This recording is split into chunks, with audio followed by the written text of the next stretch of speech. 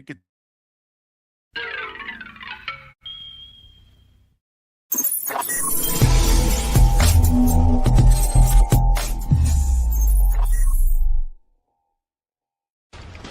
Hey, Jack. All right. You got this stuff? Yeah, all cleaned in oil. Oh, yeah. Beautiful. Beautiful. Let's get it on. Who are these guys? It's my theme music. Every good hero should have some. Hot damn, it's time to get down to the jam. It's time to get down, it's time to get down, it's time to get down to the jam. I said it's time to get down to the knowledge, gonna get on down with the know. On the morning coffee show, on morning coffee with Keith, here on Pop Culture Minefield.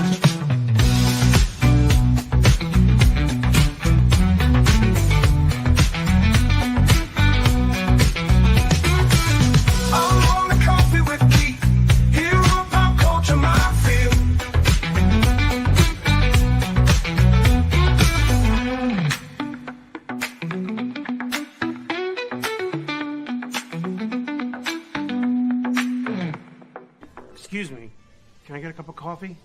Black? Can't you see we talking? White? Good morning, everybody. Here we are in coffee, morning coffee with Keith without Keith. Right?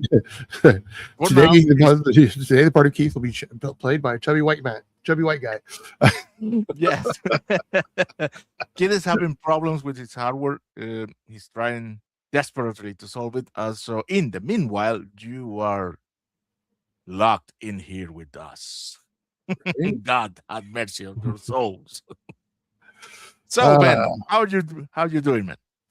I am doing well. I mean, I'm warm right now. I have a nice, my workspace is nice and warm. I can see snow, but I don't have to walk in snow, so I'm good.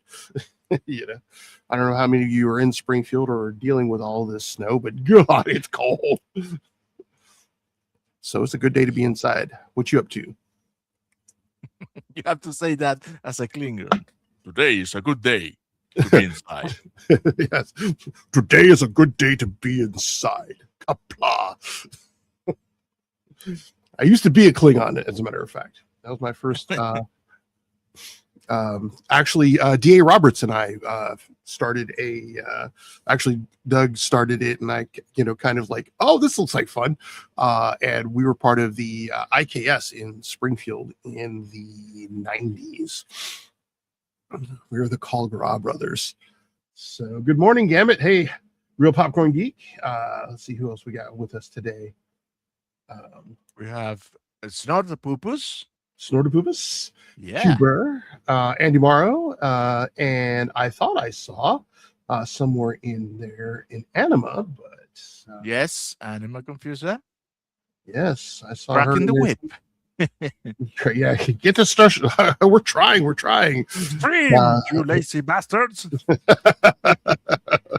Yes. So yeah, Real Popcorn Geek. And Connie Cleary. And who else we got here? And of course we got the Martin Acosta, but and Connie, welcome to the show. So are we doing like an open Q&A session this morning, right? Yes. We have the star. I have the star of the show. Do we? No. It's an imposter. It's Guri. That's Tiny Keith. It's Tiny Keith. The mighty Gurt. Tiny Keith. Yeah. So I was just talking to Anima, and she says we need to tell Keith to change the show to 11 o'clock. I said, no, that's not how it works with Keith. You switch it to 11 and never tell him. Yeah, and he'll show up on time. You switch to 11, he'll show up at 11:30. Exactly. If he tells you, then create that new buffer of time. It's like giving him a snooze alarm. Right. Oh, come on. You're all being so unfair to Keith. I just had a video chat. I'm not unfair to him. He's my fucking buddy. I just happen to know how his brain works. We know. I just had a video conference with him. Yours He works showed me the on his same phone. His way, computer Gary. is denying him access. It's not his fault. It's that's I'm having like, the same problem with Facebook right now. I had some weird shit happen where I got an alert that said that I was in trouble for something that spamming on Facebook, and it popped up on my screen in the Facebook app, and I'm like, "What are you talking about?" And it's giving me trouble with sending messages, and I have requested what do you call it, a hearing or whatever they call that, review. and nothing so far. But in your personal account or PCM's? Mine, yeah, I only use mine. You are the one that pretty much does everything on the official. I hardly ever go into the official stuff. I shouldn't be in there because I'm an asshole, and I might end up saying something, make you look bad, and then I'm like, ugh. Yeah, Martin's like, why did you say that? Why did you? I can just see that happening. You're having the roles a little confusing there. It is your thing. I'm the one who's afraid. Yeah, but you're the nicer of the two of us, and that's why I like you having control of that, so I don't do stupid shit on our accounts. I do go in there occasionally when I have to find something, but I tend to leave it the fuck alone. But anyway, just wanted to pop in, make sure you guys are okay, and if you heard from Keith at all. Yes. Yeah, we've heard from him. All right, so his computer's fried, or what's going on? No, it's not fried. He has rebooted 3 times because the computer states categorically that he doesn't have a webcam or a mic installed. This is proof again that computers are racist, and specifically Bill Gates. I don't know what I'm talking about. So, well, anyway. the podcast. Oh my God! Where is it? Why doesn't it show up? This is a nice Keith. comment. The Keith. There's the Keith. Good morning, everybody. So they were telling me that in order to keep you on time, Anima suggested maybe moving the show to 11 a.m. and telling you to bump the show to 11. And I'm like, no. The way you do this is you bump it to 11 and never tell Keith. That way he's always on time or early. Wait. I have to say this. Real Popcorn Geek has a very good comment, but it is blocked by YouTube. Break off YouTube. He says, concerning Gary, he says, oh no, Keith got race swapped. Ah! Wow. Yeah, well, I came in as little Keith. Well, thank you. Is everything okay? Wow. Everything's all right. I'm having my usual bout with the realities of my life as it is right now. So, being the age we are. That too.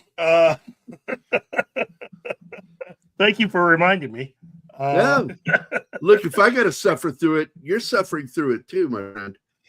Oh, Andy, stop washing your face in the toilet.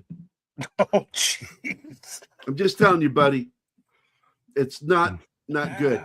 He sent me a great photo of his backyard the other day with some of the not popinjays. What are they called? It's that bird with black, white, and blue colors on it over in England. We have them here too, but they look a little different here in the U.S. But it was really good. He's for those of you who don't know, Andy's a limey, and so he has a cool little tiny backyard. So the UK in his name did not give anything away. Some people don't get it. They don't know how to read. I mean, I just watched a vegan video this morning where it got heated between her and the restaurant workers because she ordered a chicken salad sandwich and there was chicken in it. It's like, Wow. wait, Words matter. Words You do know, matter. That, right? the word chicken in the chicken salad isn't decorative. Right. It is actually a descriptor. It's not how the salad is shaped. Yeah. It's just fucking people are stupid. I'm Yeah. telling you, a lot of people out there, I want to warn everybody, I am thinking about taking up a new career when I retire from my current job. And I've told Gary this before. I should just hire myself out to just slap people that need it. Yeah. You stand in the back completely just looking around, and then the person goes like that, snaps, and you go, oh, bitch slap. And you got to say it. Bitch slap. Right. No, You got to say it right after you do it. Because if you advise- telegraph it, the people beat, Yeah, I they would gotta advise know against that that's career what it choice. was. Keith, So, but yeah, I and you- think that'd be a cool career, Keith. No. That you will be dead, economically speaking, after your first client. Have you seen the size of Keith's hands? Yeah, he's After got his- banana hands. He will be out of clients instantly. What banana hands means is like your hand looks like a bunch of bananas. It's so fucking huge, you know. I'd like a cheeseburger and hold the cheese, please.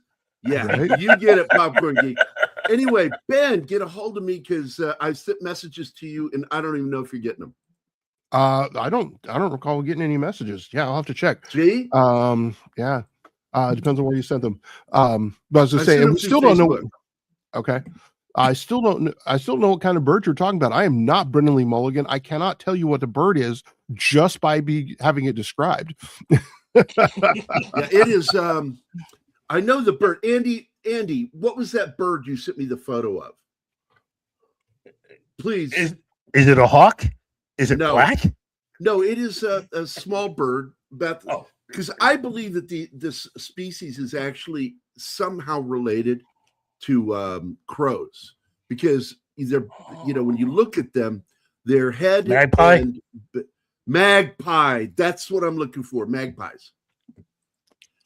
And I think they're gorgeous. The ones that he sent the pictures of, just the way their colors were. But I also think crows are lovely. I fucking love crows. Crows are the only birds, avians, that I could be friends with because they don't carry disease and they're very cleanly, clean.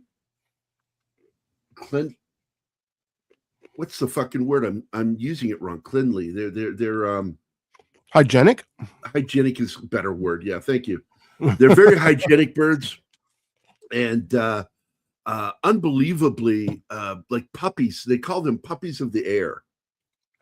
Because if you build a relationship with these guys, humans, you can develop a friendship, even if they're like wild. They will develop a friendly relationship with you. Like this family, they were feeding them. And next thing you know, these crows started showing up, gifting them with things, sometimes money, because they would find money and they would bring it because they understand money. They understand the concept of money. They really do, because they understand bartering. That's true. And so they would bring like gifts that had some value to this family, this mother and daughter. It's crazy, man. Now, sadly, in the United States, you can't have one as a pet. You can't have a raven or a crow. You have to have a special permit. Nevermore. And I would love to have like either a raven or a crow. I'd like to get a permit for that because they are just the most amazing animals. And I could sit there and go, yes, I could live with this animal for the rest of my life, happily. Right. Because crows and ravens are amazing, super intelligent, and they're very playful. They're extremely playful with their human mates when they become besties with you. They'll play with you and shit. Sometimes even fuck with you for fun. But if you wrong one, this is intergenerational.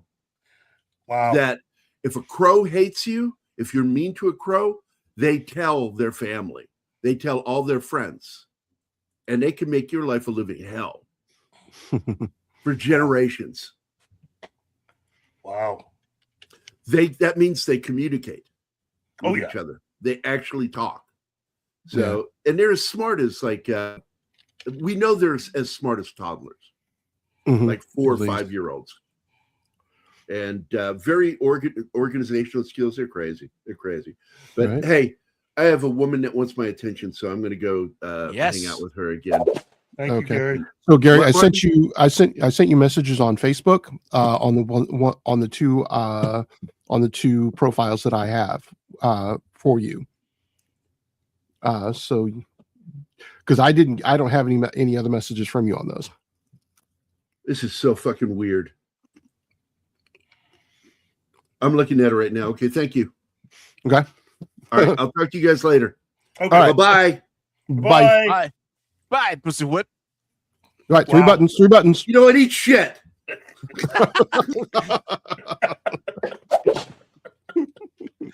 Oh, wow. Good like- morning, everybody. I am so sorry that it has taken so long for me to get on here. But this is the free for all day. We've reached the end of the month. We are we're just about, I mean, it seems amazing to me that we are almost done with January. Still seems amazing to me that we've already had Christmas. But yeah, this is going to be a good year, a very interesting year. Lots of things coming up as we get ready to enter the month of February, which is a big comic book related month. Lots of anniversaries and lots of just big things happening right now. And congratulations to DC Comics. They just about took over the entire sales chart. Seems like everybody's in love with Batman again. Absolute Batman seems to be absolutely killing it. And it seems like just about every single issue of that comic was pretty much charting. With the exception of the #1 book in the top 10, which was Deadpool Batman, which is the version of the comic that Marvel actually produces. So Marvel has one book there.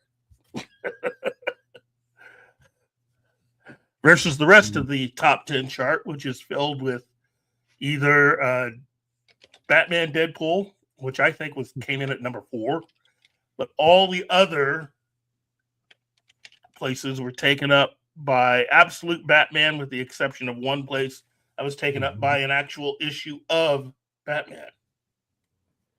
So congratulations, DC Comics.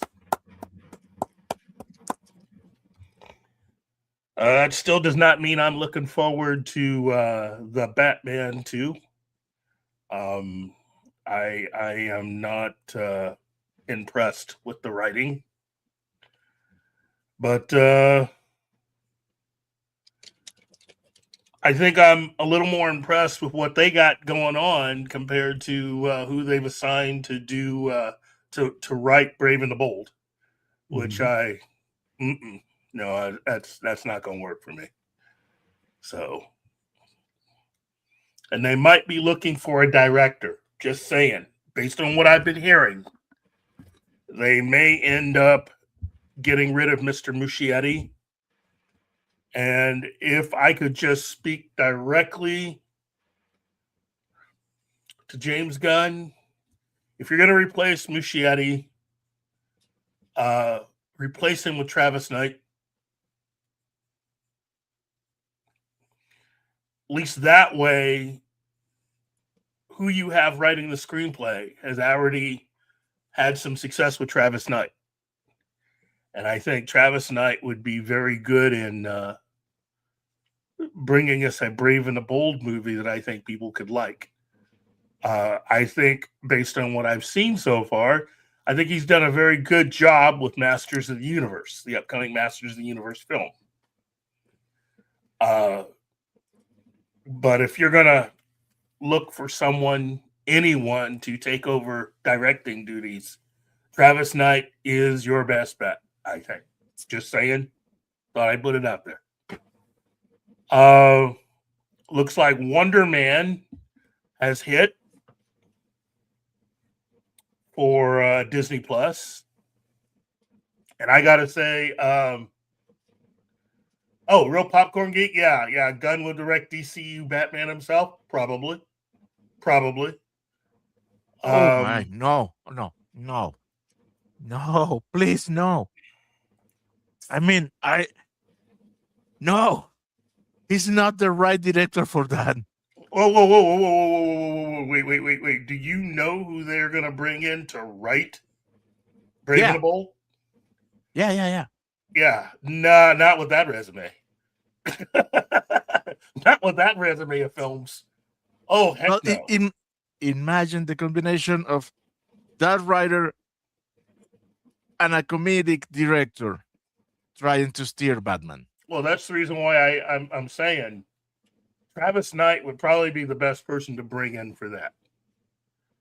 He seems to have the right touch. And Andy Muschietti is a big horror guy anyway. I say just throw caution to the wind, dig up the script that Guillermo del Toro tried to use, get him on board to write this because he's going to be busy doing Hellboy 3, and do Justice League Dark, directed by Andy Muschietti. There you go.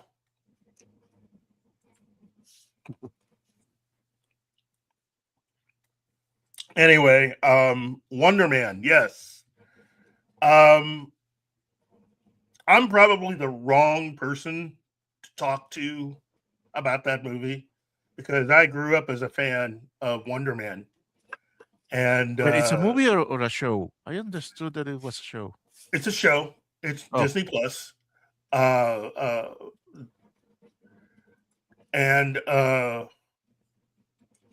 Yes, that's that. There you go, real popcorn geek. Real popcorn geeks on it. Travis Knight did direct Bumblebee, which was also written by Christina Hodson. But I was a big fan, still am, of Wonder Man. Love the character. Not a fan of the whole race swap version of the character. I put this out there to a lot of people, but Yahya Abdul-Mateen, to me, and I've been saying this since it was announced, would be better served if you had him either as Luke Cage, because, again, we've seen hide nor hair of Luke Cage. Anybody seen anything about Luke Cage? Anything? Nothing. Nope. And we've gone, I think, beyond the time when you could still get away with saying, well, we can't use that character because of Netflix. I think we've gone beyond that time now. Well, I mean, yeah, because Marvel's used Daredevil. Used Charlie Cox's Daredevil. You got to do it in the with the number of years out from that. You know, but you're right. And since Charlie Cox has been back in the MCU now for about, 3 or 4 years? Mm-hmm. That's, yeah. Luke Cage was either the year after or 2 years after on Netflix. So we've gone beyond that time period now. We've passed that time when they can get away with saying, well, we can't use him. I mean, he should be somewhere by now. You know, we've seen nothing. So either have him as the new Luke Cage or have him as T'Challa, the Black Panther, or the one character that Marvel seems to be, I don't know how to put this, almost afraid to use, which is the Blue Marvel. Now, to let people understand what I'm getting at with this is, for those of you who didn't know this about the movie Thunderbolts, when they were looking around to having someone portray the lead villain of the piece, they were originally going to have Stephen Yeun from The Walking Dead play the part.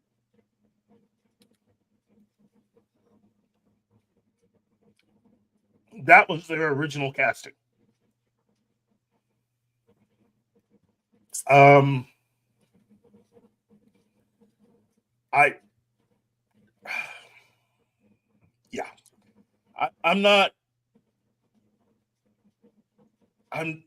I just don't get that. Seriously, I really, really, really don't get it. You're casting Sentry, and anybody that has ever Googled the character Sentry, Stephen Yeun probably is not the perfect person to play that part. Lewis Pullman is, and he was there. He was the guy they ended up hiring when Stephen Yeun couldn't take the part. But it turns out that when they were writing everything, they really weren't sure what character that they were going to go with originally. This is all part of how they made things. We're still on that hippy dippy trip with the MCU and the way they like to do things behind the scenes. My thing has always been, if you were looking for a superpowered character, they should have gone with the Blue Marble, which Yahya Abdul-Mateen could have played.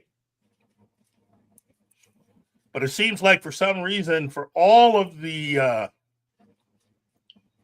for everything that the MCU and Kevin Feige like to talk about, they seem to be truly afraid of characters of color. Okay, let me put it out. They're very afraid of using black men the way that they say that they want to.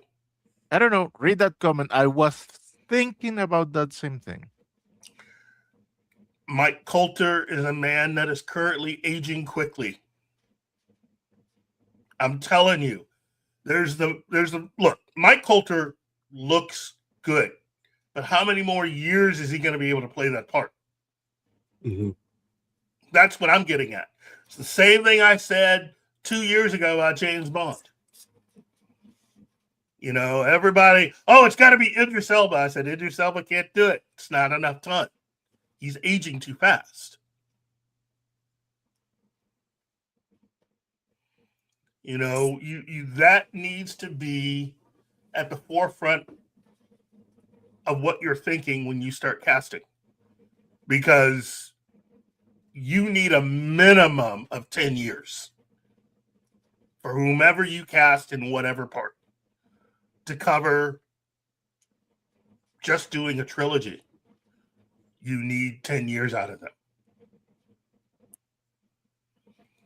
And I think that overall, as much as I love Mike Coulter, it's not like Disney's gone out of their way to really go out and get him for anything. And while it would be kind of cool for him to make a cameo appearance in Daredevil Born Again too, why is what I'm putting out there. Why are you doing it to the point where you just have him making a cameo appearance? He's already proven himself. People like the way he portrays the character. Why are you slow walking this?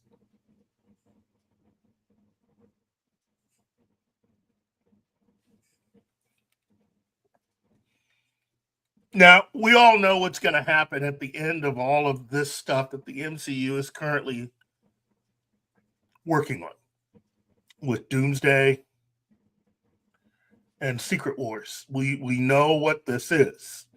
They're rebooting everything. And that's my other thing.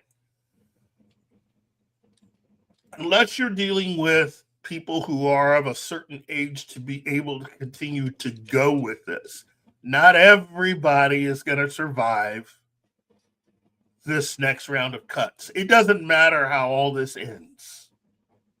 It's a bunch of characters getting killed off. There's going to be a bunch of characters that will probably survive. But in the end, aside from those who are of age to survive what is going to happen, all of the new people that are being cast, because they're going to be signing contracts that will allow Marvel to hold on to them for the next 10 years. Aside from all that, anybody who's already in their 40s, it's dubious that they're going to survive what happens next.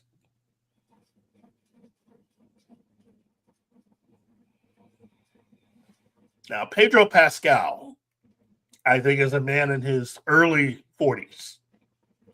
So he's right there on the edge. Something tells me they're going to keep him, to which I respond, idiots. You're no. In fact, I think, like I said, he's on the edge. I think if it'll be a combination, if The Mandalorian Grogu does not do well at the box office, and if Doomsday doesn't make the money that it should make to at least be able to break even, I think certain things, I think a deal might change.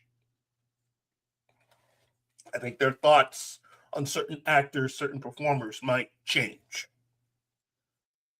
But I don't see really Pedro Pascal surviving to become Reed Richards. Oh, Pascal's 50. Oh, okay. He's toast. He's toast. He is toast. We got Doomsday at the end of this year, and we still got 2 more movies to go.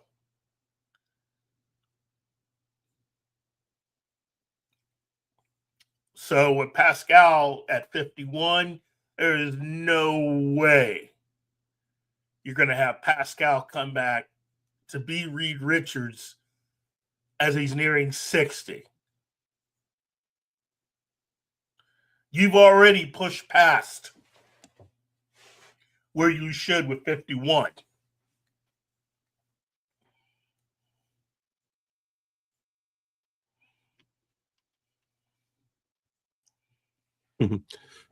Well, at least Richards' trademark, gray at the temples will still be easy for him. Yeah, but it's gonna be trying to color his hair to at least make the darker parts dark. 51. Let that sink in. 51. And you've got 2 more movies to go, and expecting him to stick around to have the Fantastic Four be a major part of the new version of the MCU going forward. That's not happening.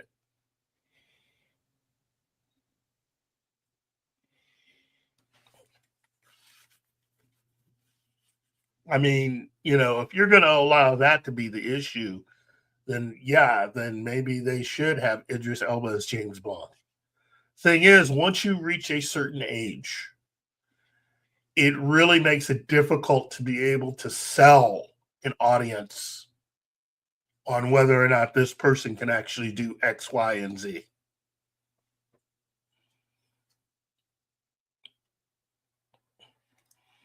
There's a documentary that I think just left Netflix, and it was called Wick is Pain. And it was about the making of all the John Wick movies. It takes you behind the scenes of the making of all of the films, as well as a lot of the behind the scenes work. But it's also a kind of a little bit of a tiny bit of a biography of some of the people that were in charge of making those films. And wow,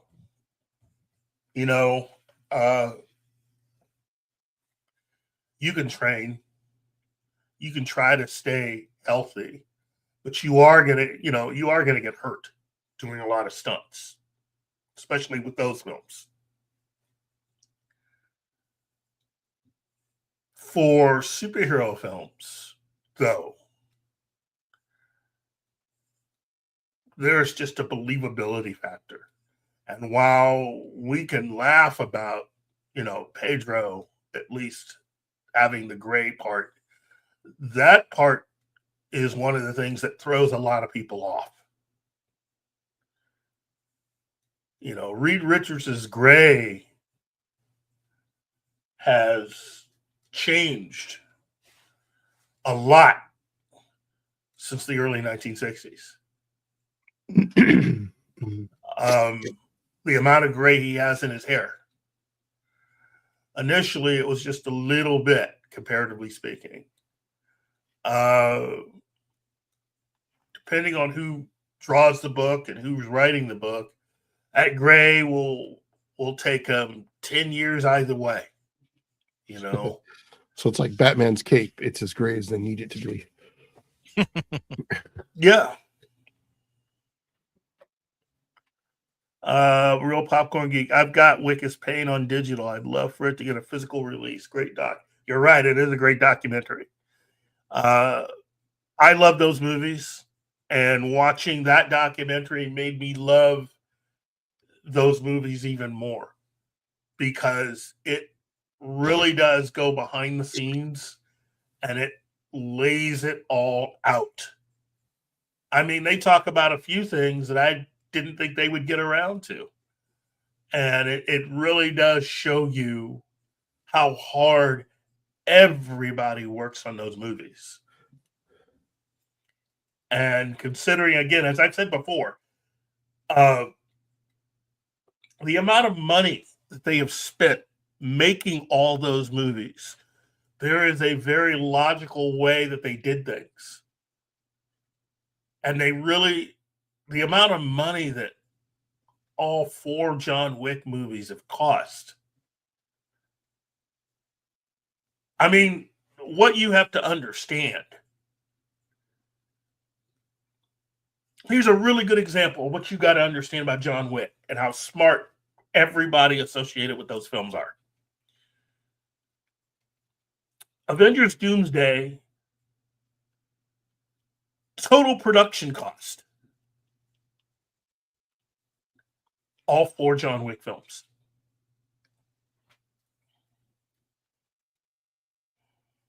So one movie, right? So one movie equaled everything that was spent on the Wick films. Yes. And I still think they may be spending even more money on Marvel. So what are the returns on those 4 versus that one? Just to be, well, the less you spend, the greater your return.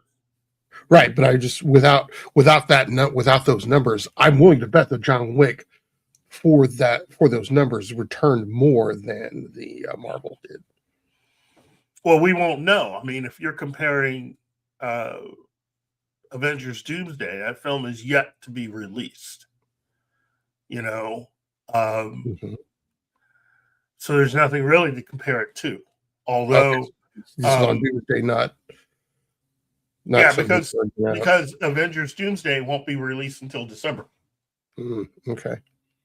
So you can find all the other information about John Wick. You can find that easy, production costs and everything. It's all there. And they really didn't spend that much. I mean, starting with the first film, going into the second film, third film, they spent a little more. But I think John Wick 4 is the first film where they actually hit triple digits on spending money. Yeah, let's see.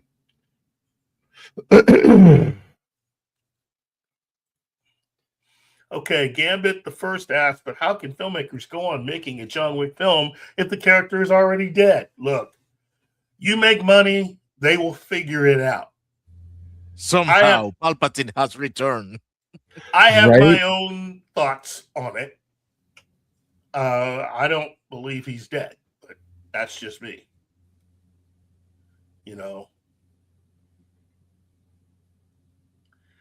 And something that I was talking to a guy at work about movies, and I was saying, it's kind of interesting that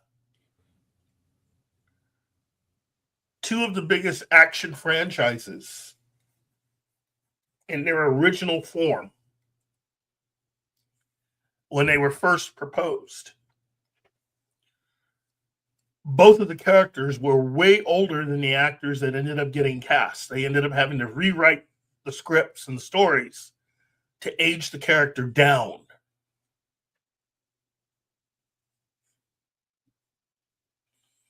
And those are the Die Hard films and John Wick.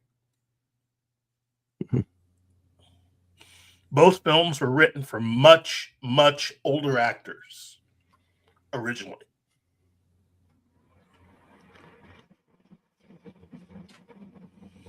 Let's see, 86 million. See, 4 went for 100 million. 3 was at 75 million. 2 was 40 million. And 1 was 20 to 30 million is his budget. Mm-hmm. So 1 took 86 million in from a 20 to 30 million. So that's what, 3 to 4 times, depending upon where the actual budget went. So 2 went from 40 million, brought in 174 million. So that's still a little more than 4 times. 3 dropped 75 million. I'll be back. Okay. Took in 327 million. So that's what, 3, 4, a little more than 4 times its budget. And 4, let's see here, 4 put in 100 million and took in 447. So it's about 4 times its budget. So, and they have only, so not only have they made more money, the more money they spent, but the ratio for the, for the return has gotten higher each time, a little bit.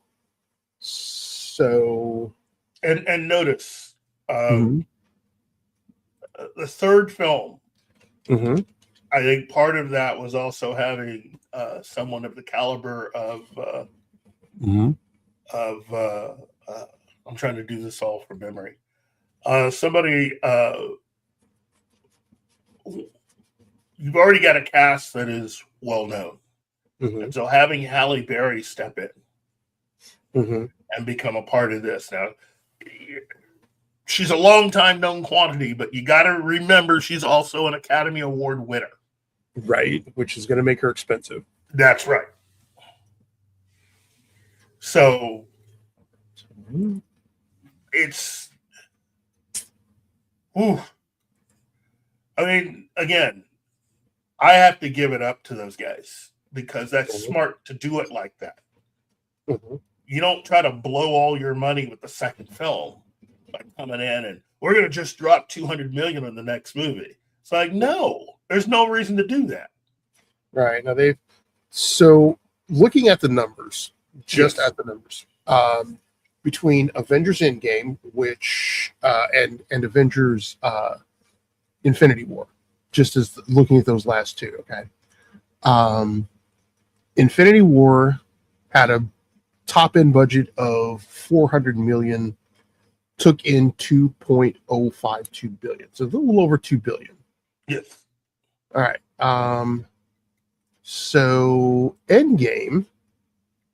So that's what, about a 5 to 1, 400 to 2 billion. That's about 5 to 1, right? So Endgame topping out at 400 million and taking in 2.8 billion. So that is about 6 times. So Doomsday, basically, how much have they spent on it?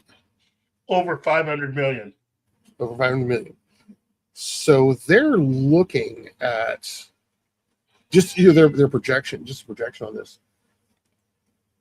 they're gambling on that bringing in at least 5, maybe 6 times what what those other two did, and I don't think it has the gas for that. That's what I've been saying since they found out how much they're spending, or at least what is said to be what they are spending. Yeah. Look, I'm not here to try to rain on their parade. I'm not trying to, speak ill of anybody. Everybody's good. They wouldn't be there if they weren't.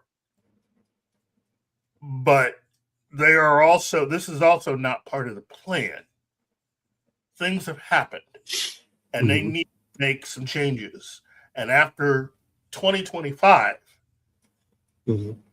this isn't just I think something's gone wrong. No, something going wrong was 4 years ago. When you get to the point where all of your releases don't do well, the alarm bells are going off already. Stop acting like you got all the time in the world. It's like that scene in Titanic after the ship breaks in half. You still got people going, well, I think we can sell on this one. I think we can still make it. It's like, no, there's you've now reached that point where it's like, yeah, this is not going to end well. That's where they're at. You don't spend that kind of money just bringing in people if everything's been going well. And I'm pretty sure they were not happy with the box office from Captain America 4. I'm pretty sure they weren't happy with the box office from Thunderbolts. And I'm pretty sure that Pedro Pascal's movie, The Whipped 4, also was not something that they were thinking was going to do what it did. They were hoping for a lot more. I think people have just gotten sick. Look, longtime fans, comic book fans, are sick and tired of the quality of these films not living up to the source material. Those people who have become fans of the MCU just haven't been satisfied with where these movies have gone. They've just not been good, period. And I know there's people out there that have enjoyed them. And if you are one of those people, that's great. I'm glad you enjoyed any of those films. You could have enjoyed all three. But the reality is this: those films did not do what Marvel Studios and what Disney hoped that they would. So what were they hoping for?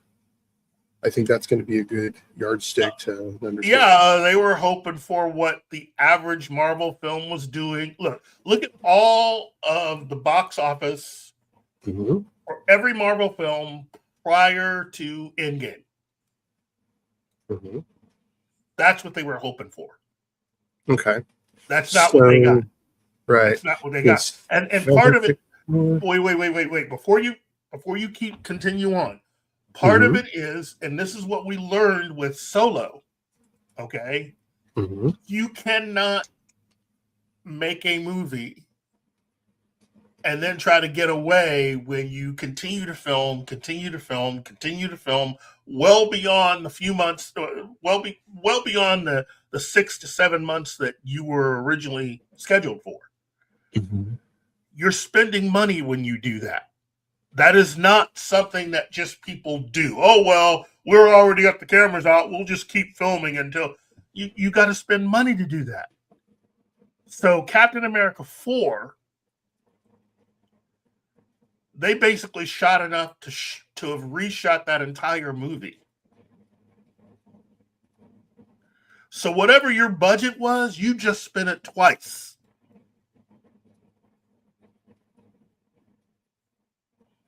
Thunderbolts had some extra shooting. Fantastic Four had some extra shooting. But Captain America, that film was delayed. That film should have been out the year before it was actually. It should not have been out in 2025. It should have been out in 2024.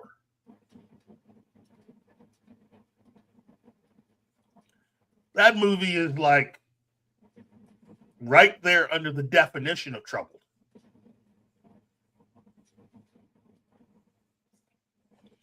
And that's the reason why I keep saying Anthony Mackie got screwed. He got tricked. Look, if he were a comic book fan, like, say, Michael B. Jordan, I don't think it would have been as easy to trick into doing what he has done. Anthony Mackie was never a comic book fan, because had he had been a comic book fan, he would have fought for remaining the Falcon and not being tricked into becoming Captain America, because Kevin Feige wanted to have something dramatically cool happen in the latter half of Endgame. There's a lot of instances where people reported that Kevin Feige just started riffing for that movie. You know, there's what the script had versus what they ended up shooting.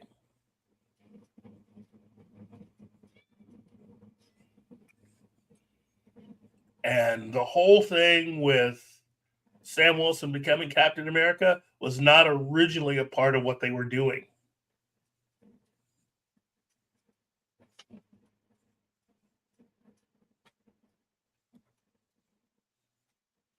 And it helps to explain why they couldn't come up with anything good when they did Falcon and the Winter Soldier.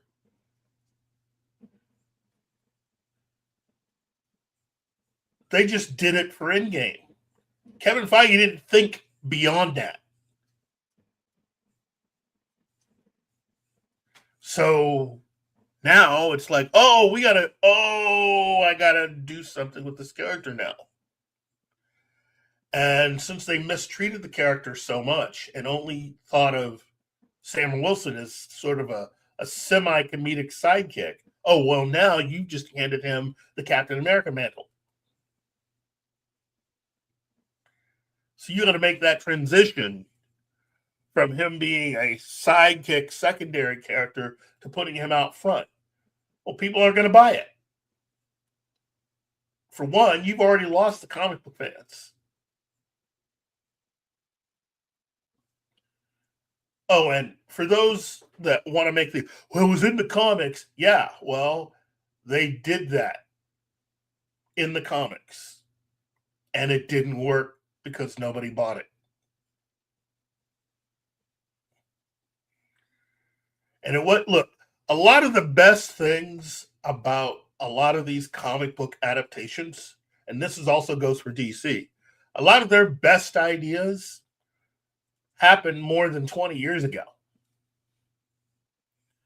So if you've only been using ideas out of the comics that have occurred within the last 10 years, then you're a dumbass.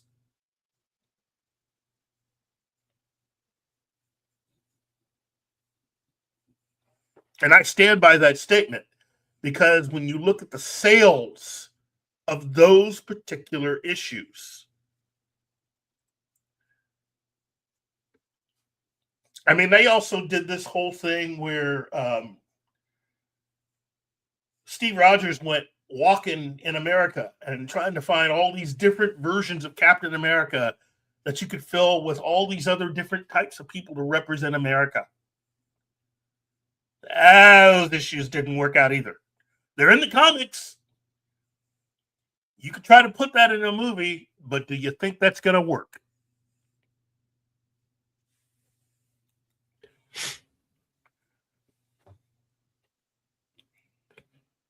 That's not going to work. People aren't going to buy it.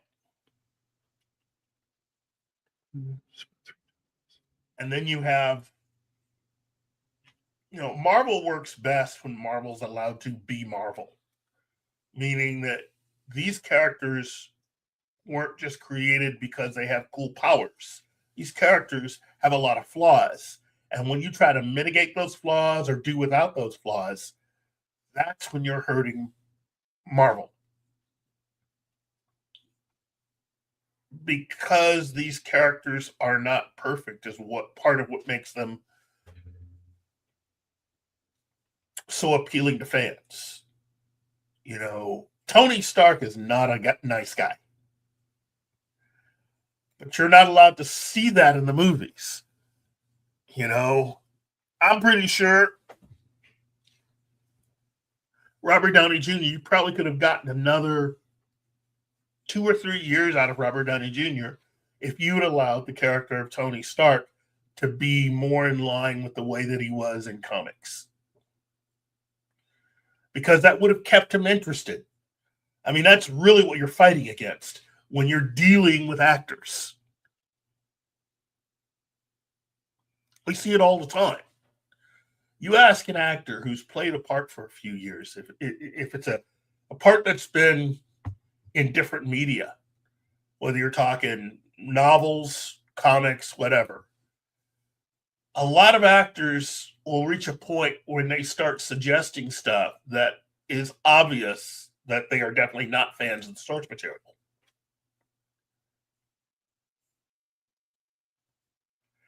And a good example of that is really what Patrick Stewart did when working with Alex Kurtzman on the Picard series.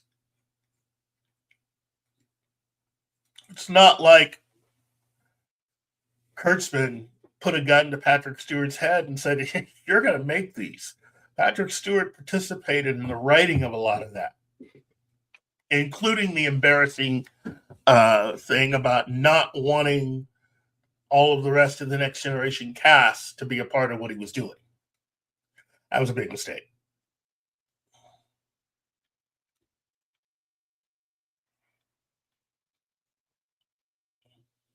And for the record, you can't make a rule like that, but then stick Brent Spiner in there, who you're having to do all these combination of makeup and computer technology to try to wipe away the number of years that have passed since he's last played the character. You know, Picard season 3 is the only thing that worked. Those first 2 seasons were junk. Complete and utter junk. Bad storytelling.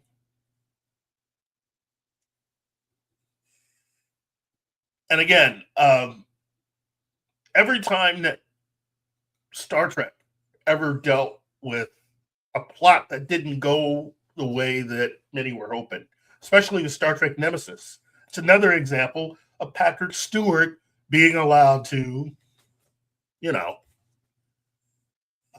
both Insurrection and Nemesis had, especially Insurrection. Insurrection was the big one.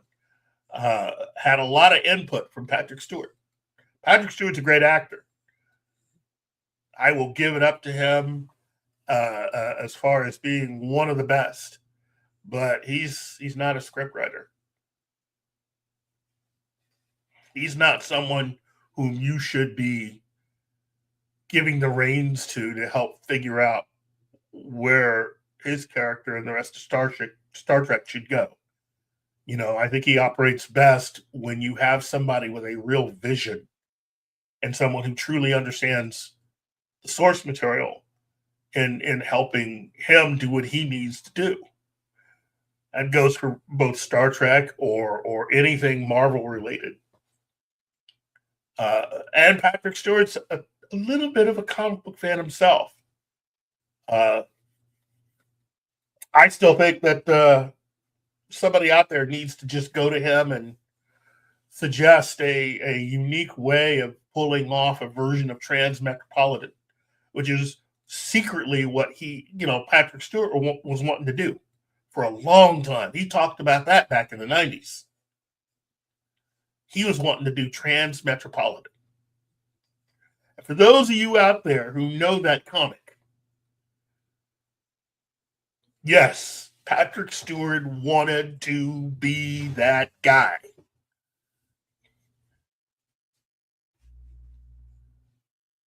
Great comic if you've never read it. Kind of like a weird social, weird take on Twilight Zone and anthology storytelling. But Patrick Stewart just wanted to be our guide to all that.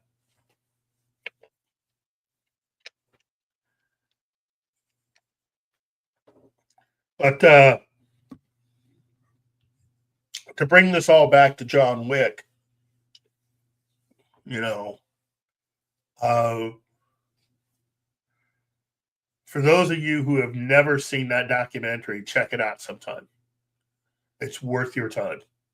And it gives you a new appreciation for what that entire team have done, especially Keanu Reeves. You know, we've heard a lot about Keanu Reeves, but wow. You know, I mean, Keanu's just a few years older than I am. And what he puts his body through just to make one of those movies.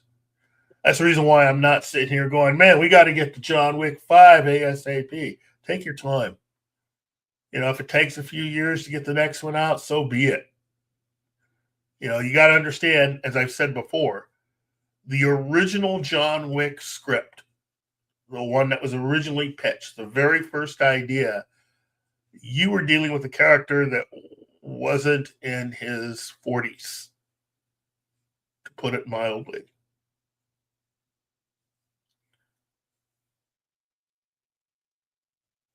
In fact, you were dealing with a character that I think was supposed to be in his 60s. So, and that's kind of what you were dealing with Die Hard.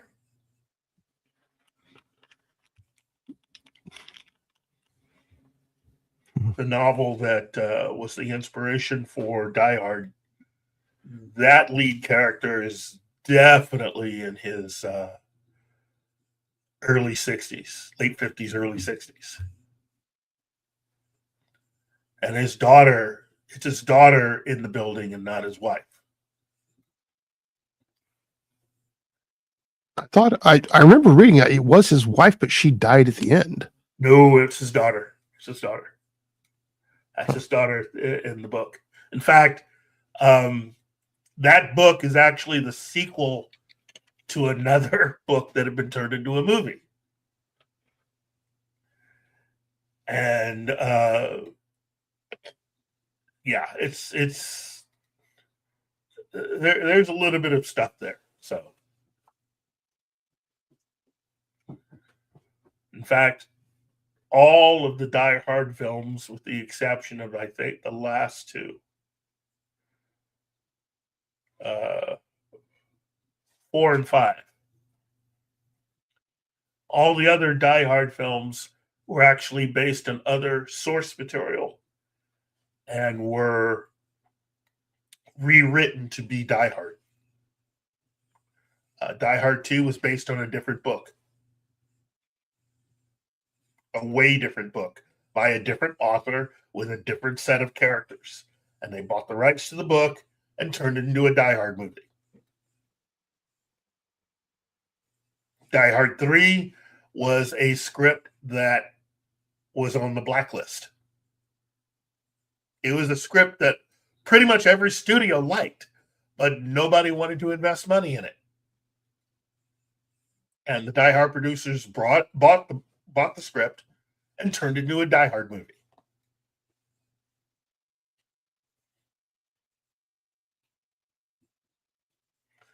And then Die Hard 4, I think that was an original script. And then Die Hard 5 was definitely an original script. So,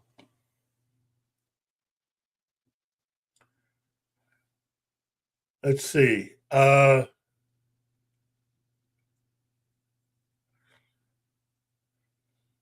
Okay, Keith. Yeah. Wait, has a question for you. Okay. Railway Nation Gaming Recap wants to know. Question: will new He-Man be woke? That's a good question. I don't know about woke, but there's definitely going to be a lot more humor in it. And they included, look, there was only one character in He-Man that I just could not stand. Couldn't Orko. stand the character. Yep. Hated that character. Who? God, I hated that character. Orko. You're not alone. I mean, that character was just like, no, it doesn't work for me. You know, that character. If I were coming up with something like He-Man, I think that's part of the reason why you. To me, that character kept the He-Man series from being as cool as it could have been because of that character. It's like, ugh. Every time that character came up on screen, I would wince a little bit. It's like, ooh.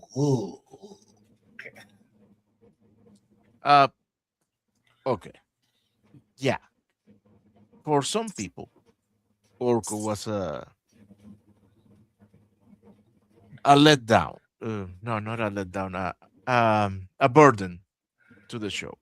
Yes. Some other fans absolutely love Orko. Now, I'm halfway there. Orko has his function. I think it could be well handled, but most importantly, you cannot claim to be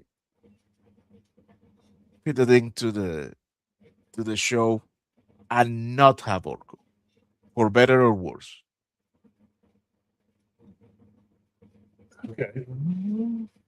Okay.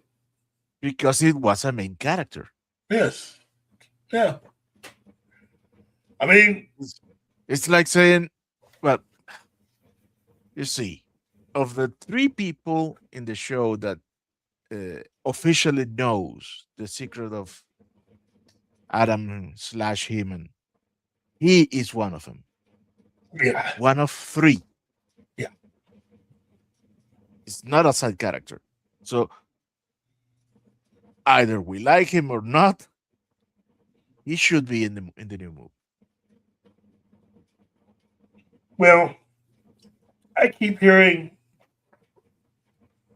various people talk, and I prior to the teaser trailer and everything else coming out. So when I saw that character in the trailer, I just thought, oh, jeez. You know, I should have known. You know, I can't be that disappointed. I should have known. So I was kind of hoping no. Kind of hoping. I do not see Orko in the current listing for He. No, there are many things that are not in the listing. Last night I found out some things on Wikipedia that are not in IMDb, and we have this other thing too. Adam, in the narration of the trailer, he clearly states that on Eternia there are talking tigers. We have Granger/Battle Cat. However, there's not a listing for Battle Cat's voice in IMDb. And we never hear him talk in the trailer. But the same trailer says that the tiger talk. So there are so many things that aren't being released in the listing of IMDb. Same with Highlander. So I wouldn't be so definitive in my judgments according to IMDb listing. Right now, I was looking at both the Wikipedia and just doing an overall search. And like I said, all I said is I don't see a listing. No, I understand that. I'm just saying I'm not basing my hypothesis on anything that is there. Right. However, Keith, after the show, Yeah. remind me to tell you uh John's spin-off on that. He Okay. told we were talking about some Orko and things, and he came up with something that, oh my god, I if John should be writing that movie. Let me tell you, the ending that he proposed, oh, chef kiss. But I tell you afterward. Look, he's a smart guy. Oh yeah, He has a lot of really cool ideas. I agree. He probably should have been hired to write the film. I'm just not a fan of the character. But no, I understand why the character's in there.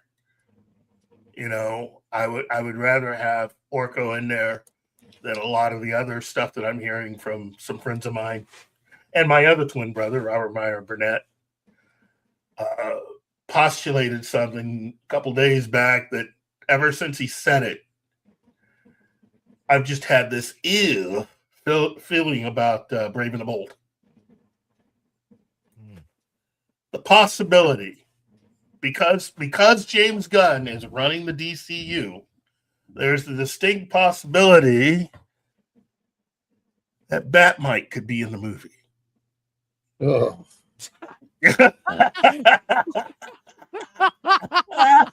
Dude, at this point, I can only laugh. Okay, dude, do it. Oh man! Okay, you wanna do it? Do it. let me get my popcorn. I mean, that about summed it up, Ben. Oh, Okay. Look, I'm wow.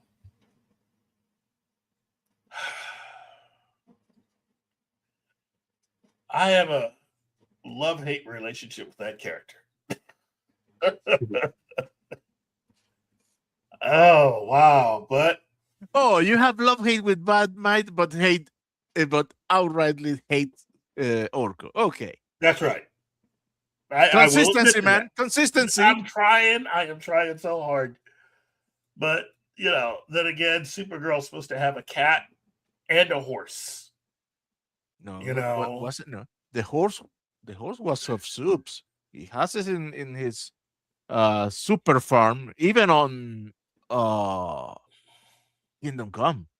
yeah, I know. No, Kingdom Come. No. Oh my God. Yeah, I think Yeah, it it's was Kingdom Kingdom Come. Come. Yeah, Yeah, Kingdom Come. he has the horse, the dog, and the monkey.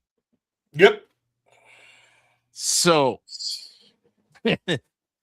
uh, But the reason why Robert Meyer and Burnett was talking about the possibility of having Batmite is because in different interviews and podcasts, he's mentioned the character several times, and the fact that he likes the character.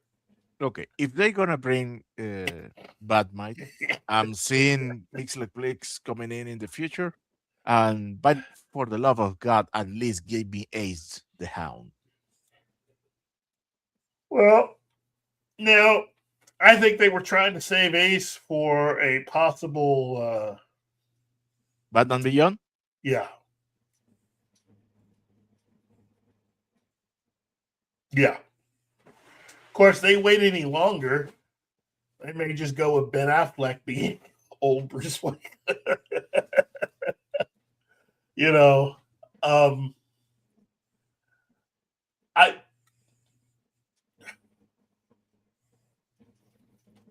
there's a lot that could be done with DC. And again, I absolutely just I think the world of James Gunn. But I've been listening to a few people and hearing certain things, and I'm slowly coming around to the fact that maybe James may not be the the end all be all proper fit for the DCU. I just I'm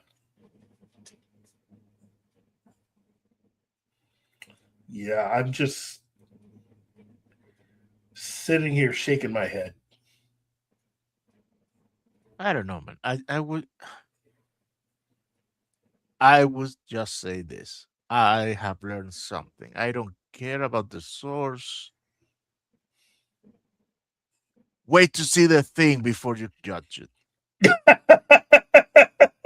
I mean, fair. I mean, that's fair. Yeah. Oh, Fair. Uh,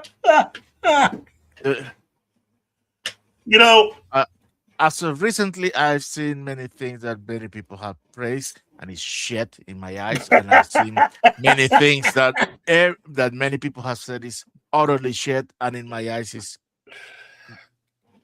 Very good. ranging from not that bad to really enjoyable. So I'm done with speculations taking like words written in stone. I I cannot do that anymore. can I I'm at least ask, have you at least watched Starfleet Academy?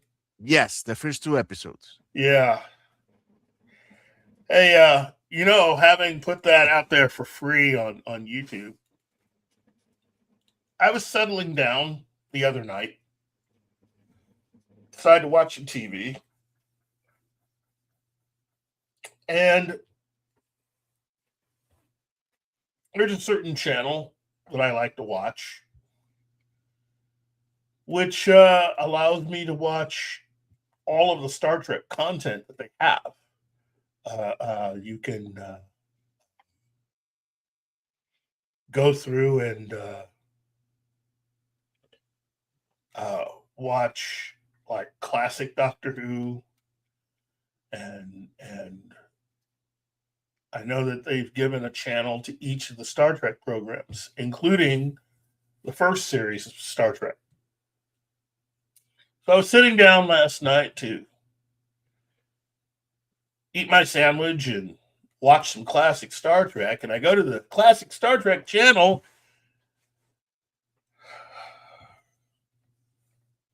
Oh, jeez, God. They had your show on there, Yeah, what? Martin. Yes, They had your show on there. They were showing the scene from where they reached San Francisco. I about threw up in my food. I mean, it was just like, wait. What's in when the When Athena the- is landing on the Mhm. academy? Yeah, when it arrives at Earth. What's the problem with that scene? It's part of a show that is total C-rap, in my opinion. I hated that show. I hated everything about it. But I'm also, if somebody were to call me up and say, "Oh yeah, you think you could do better?" If you gave me the rights to do it, yeah, I could revamp that entire show. Even using all their characters, I could make it a way better show. Way better show. The idea of Starfleet Academy was not the reason why so many people opposed the idea of Starfleet Academy. They opposed it because everybody that had ever suggested it for years was using it as a way of having Kirk and his crew, back at Starfleet Academy. I don't ever remember one pitch where somebody was just pitching it as just a place to show how people go through the academy and learn and all that. That's a different show. That's a different movie also. I think it's still possible to create something really good out of this. I'm hoping that when negotiating how to get rid of this tick known as Kurtzman, and to just get him as far away from all things Paramount as possible, and thus also watching the dissolving of his company, because the company was formed. Part of the reason why he's getting so much money is that the company that he's formed only exists to do this. Secret Hideout only exists to make all of this stuff. That's part of the reason why, the deal that he has, the contract that he has, and all the money is going a particular way. Is because he needs it to run all of that. Without it, he can't keep the company going. And he's already burnt a major bridge, which is par for the course for him, because he seems to want to, seems like every other year, every 2, 3, 4 years, he'll burn a bridge with someone that he's known a long, long time. Well, he burned his bridge officially with JJ. He needs a success badly, because outside of Star Trek, his record for being able to do whatever is pretty bad. And you can just get rid of the word pretty out of that last statement, out of my last sentence. It's bad. Reputation's really all you got in Hollywood, in the entertainment business. And his is pretty bad off. Bad rap. And it just seems like with every show, with every episode that he does since he's been on his own, since he and Robert Orci stopped working together, definitely now that Mr. Orci's dead, and JJ and him are no longer friends,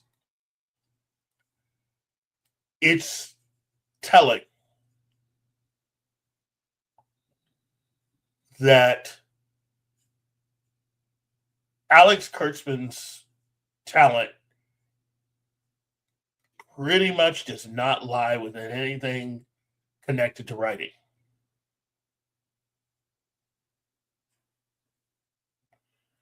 And I offer up as proof all of the different chances that CBS gave him to create other shows while he was still making Discovery. He's had 2 failures since then. And these weren't minor. CBS spent a lot of money helping him with Clarice, which was the first of his non-Star Trek spinoff shows that he was doing for CBS. That was a very expensive failure for them. But to show you that CBS were filled with idiots back then, they went ahead and gave him another shot.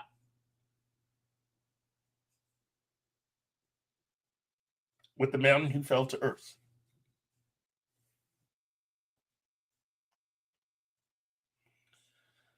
So you now have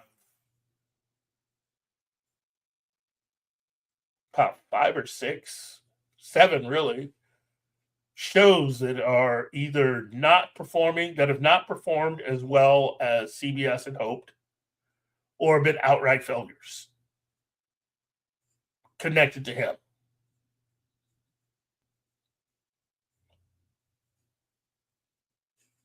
And Gambit the First, yeah, well, I don't think he's an idiot. You got to be smart enough to get other people to give you money. And again, because of his contract that he had with CBS, the man's not dumb. Whoever his agent is, that's who I want.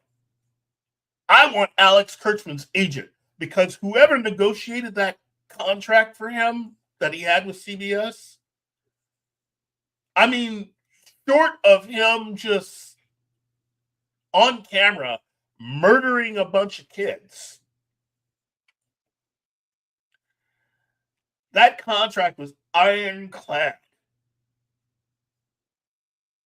It pretty much was, you can keep this job for as long as you want to do it.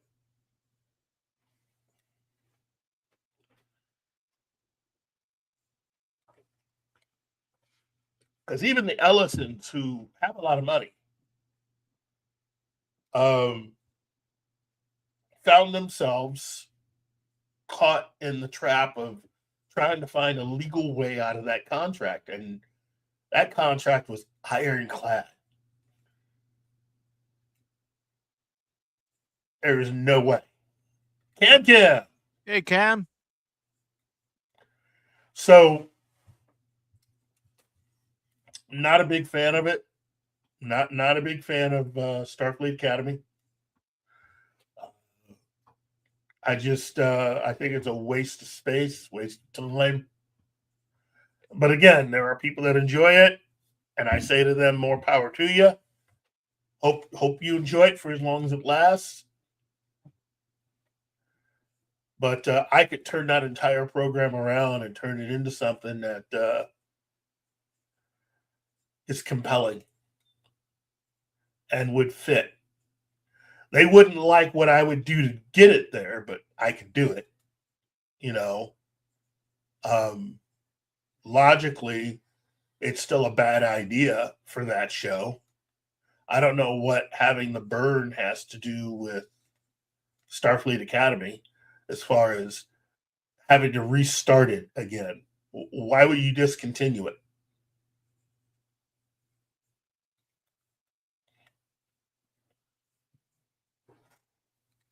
That never made any sense to me. There's a lot of holes. Some of these holes large enough to fly a couple of planets through in the so-called logic of the show. Kurtzman Trek is a version of Star Trek made for people who don't like Star Trek and for people who just don't have any critical thinking skills.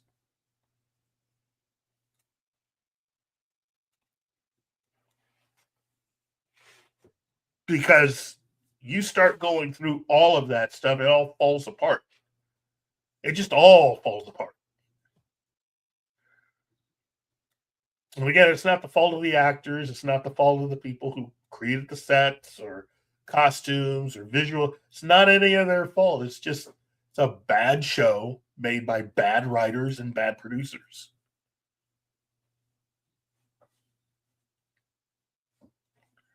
And again, the whole burn idea is just dumb. Yes, it is. But it's not the first one. The first dumb idea came out from that 2009 movie with the surprise supernova. Yeah, but even then, even we know when our sun is gonna be a supernova. Don't tell me that the Romulan Empire didn't have a clue. Well, of course, but then again, the Romulan Empire, under everything that Kurtzman's put together in his version of Star Trek, the Romulans actually should be running the galaxy. Exactly. Because if all the dilithium goes down, the Romulans don't care. They don't use it. Yeah, they don't use it at all. None of their ships run on that at all.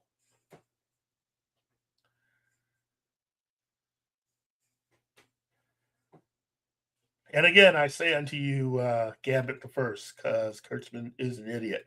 You are correct, sir. He is an idiot. But he's an idiot that finds a way to get so-called smart people with a lot of money and not too much going on upstairs to give him a lot of money and time and chances. Okay, Gambit, I love you, man, but I don't think it's a shithole of a concept. You could have that concept easily. Now, taking my soapbox here, I would have managed the IP in another way. I would have a line of central shows, one after another, not on parallel, and you could have spin-off show.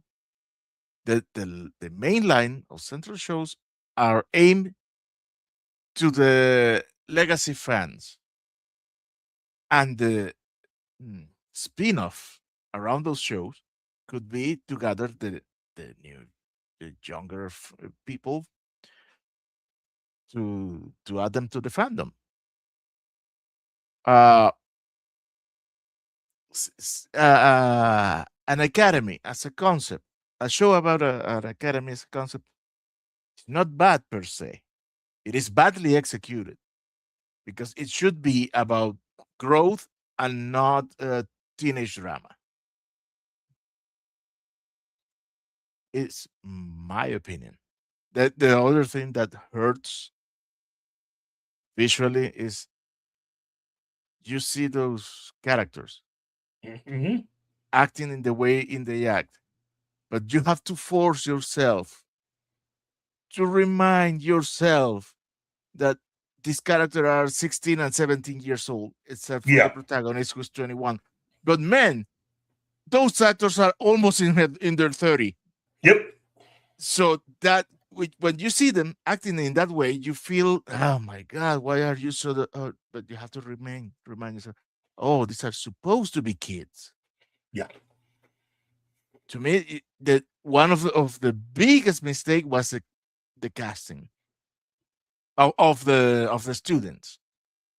They should have go for actors that at least looks younger. But Mm. an academy as a concept is not about concept. For a spin-off show, it's not. It is not well executed. That is another thing.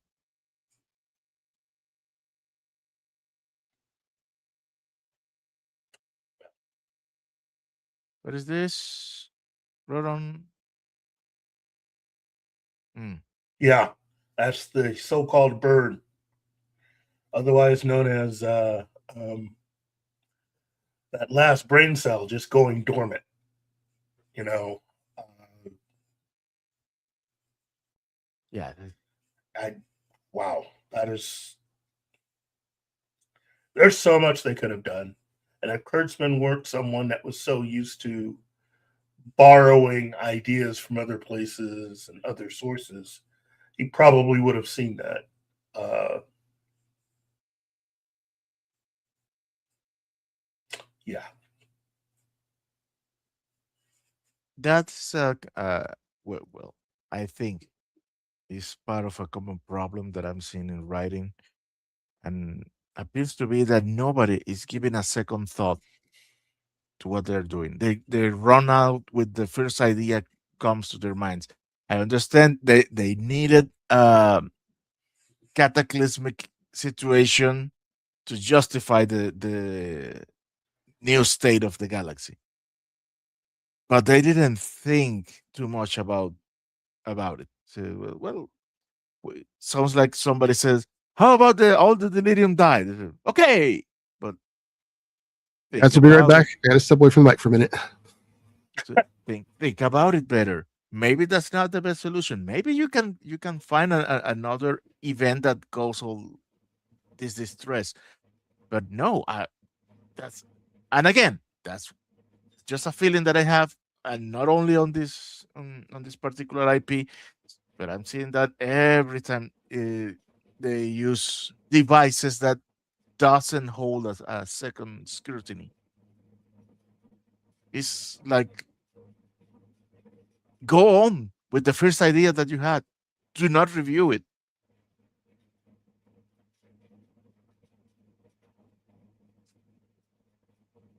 Give yo, continue. Yeah, I am finished with my. okay. Well, it is safe to say that all three of us are, well, two of us are really not big fans of this. It's good to know, though, that you are a fan of Starfleet Academy, of a way of it. And that's good. That's good. Um, But yeah, I'm just on the one hand, I'm happy that it looks like Kurtzman's time with this IP is done. Uh, but I am kind of disappointed that it's taken this long to get to this point.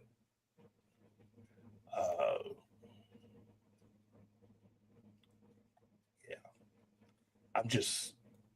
I'm very happy that Kurtzman won't be allowed to continue to move forward with a lot of this stuff, and that pretty much his last project could be this.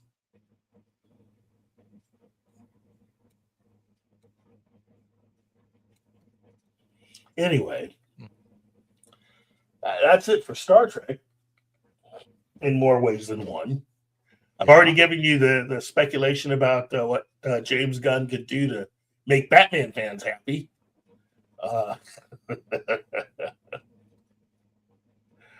And yeah, go ahead.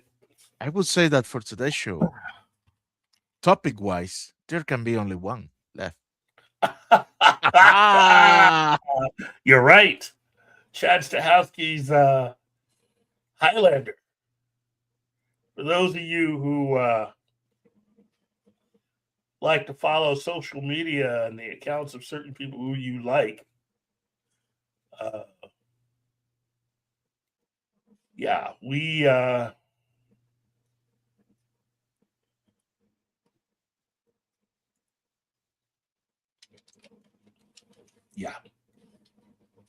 You know, let me at least say this. Damn it. Well, there's nothing like a passion project. And Chad Stahelski, this has been his passion project. You know, he's desperately wanted to make this. You know, I know some of you out there might be a little dubious, but I say give the guy a shot. Just give him one shot. Right now, we have pictures. Yep. But let's just wait to see how the first trailer will be.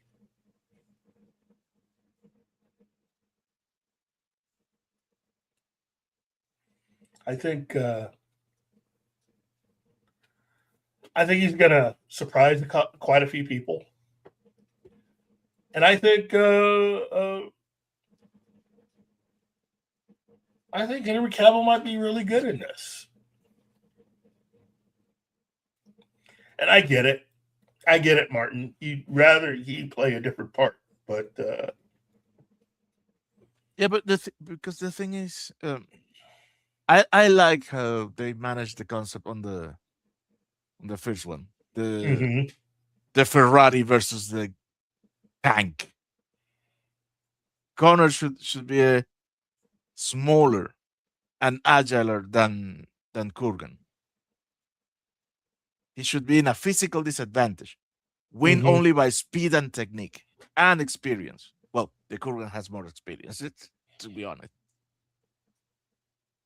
And you put me now. You give me Henry which I always thought he should be the Kurgan, giving it a spin like in TMNT, the first animated movie of the Ninja Turtles, making him an immortal who has amassed a fortune, exploiting the halo effect. Instead of being a barbarian, he's a cunning man. He has accumulated wealth and influence because he's charming, as well as lethal. That would have been my way of writing that. And yeah, you're gonna audience is gonna hate me. But do you remember in The Witcher the girl that played Renfrey? Okay. She should have been the Highlander. We have seen them fight with swords, and they do it great. Yeah. I know it is not the popular opinion. I know that is not where we are going. And they are trying to convince me now that Dave Bautista without the steroids can make a convincing Kurgan besides freaking Henry Cavill. Ah, I don't know. The Kurgan needs to be much bigger. Yes. But imagine if your underdog is fucking Henry Cavill, who can you get to play the Kurgan? Oh, the Mountain. He should have been the Kurgan. The guy who played the Mountain in Game of Thrones. Hmm.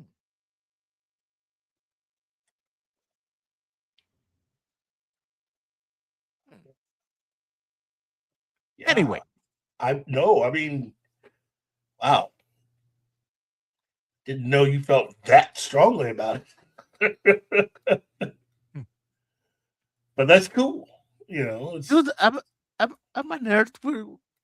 All nerds are like that with the IPs they love.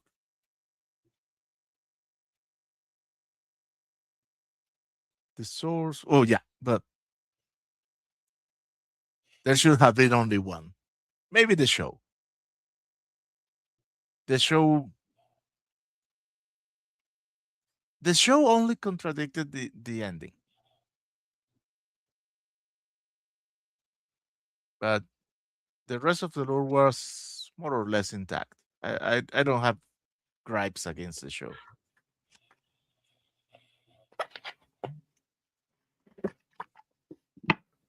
I hope they don't destroy it. Cam and no and knowing Henry is if they were aiming to destroy it, he would have quit it by now. Yeah. Yeah. Cavill's one to respect a franchise, and I hope that he'll only approach it if it is something that respects the original property. Because he is one of us. That's the good thing. That's what gives me hope about anything he touches.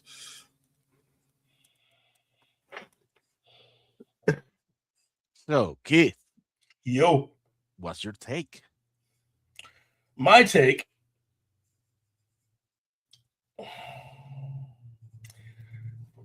After listening to you, my take is this. Highlander was a really cool concept invented by a college kid who I personally think had a lot of really cool ideas. I wish that he had stuck with the production. Probably could have helped avoid a lot of the problems that later films would get. But I believe that with the right people, almost any concept can be made to work. I mean, again, it's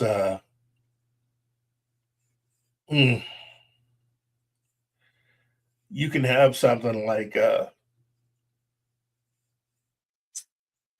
Avengers, but you could also turn around and do something like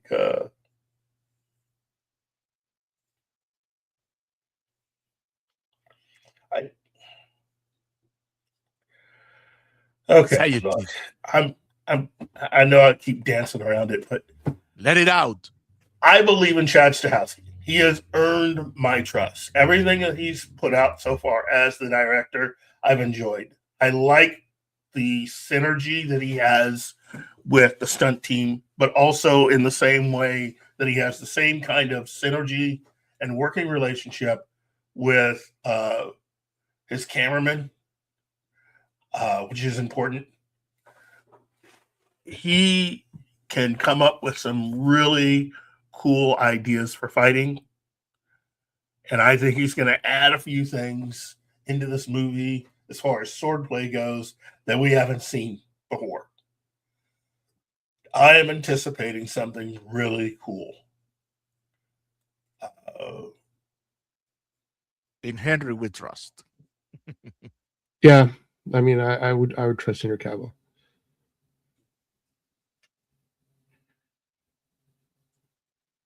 Hey. Well, what does he say, Shanatsky? Oh, well, of course.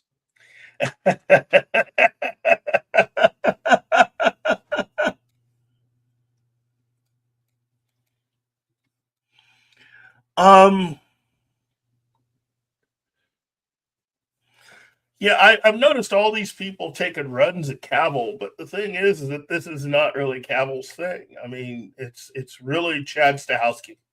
This has been his dream.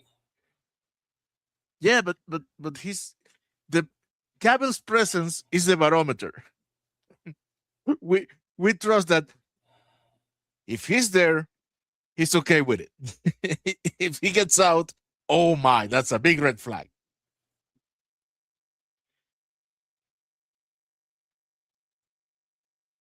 Yes, absolutely agree. Yeah, yes, There- real popcorn geek. And the images that Cavill showed off yesterday already proves that this Highlander won't be a simple remake. That is something that they communicated before. Chad Stahelski wants to turn this into a proper trilogy.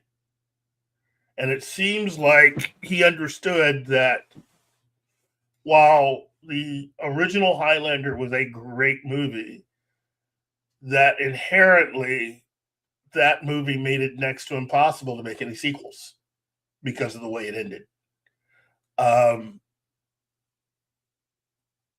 I think when this news hit about a new Highlander, I think that was my initial idea, that they were going to try to find a way of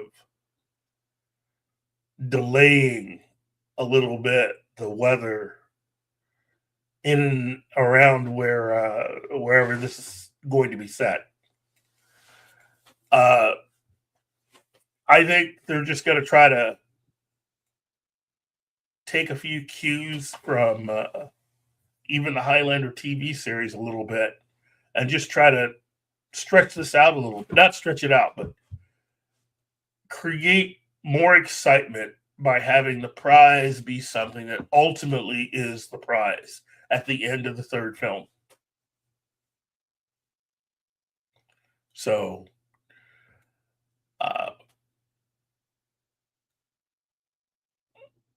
yeah.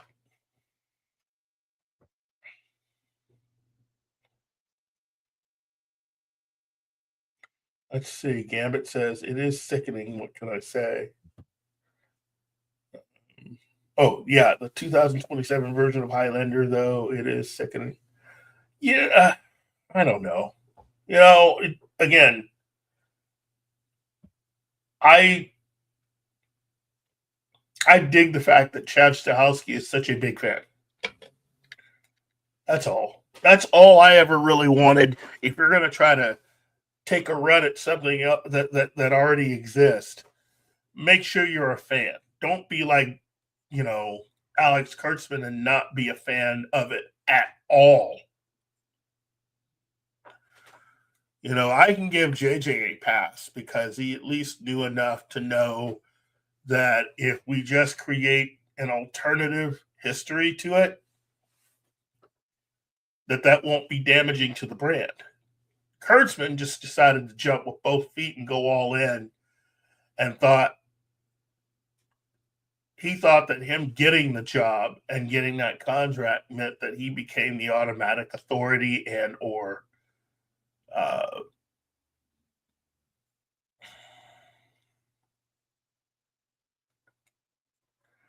yeah. Anyway, I have my thoughts. I have what I like. I have what I've experienced, and learning what I have learned about Chad Stahelski, I am very excited for him to show us what he's come up with. And I'm looking forward to this particular new Highlander trilogy. My only hope, outside of any of the things I've already named it to this point, is that I hope that when the prize is revealed, that you make it visually kind of interesting. Because some of that stuff at the end of the original Highlander movie is kind of questionable. You know, I just want to see something cool, you know? And I'm not going to sit here and say that Henry Cavill's the greatest actor, but I love the fact that someone who is one of us wants to just get as much of this stuff made as possible. And he will fight them in much the same way that we argue against a lot of the decisions made. That's the reason why he really is the king of the nerds. He's not above fighting people. You know?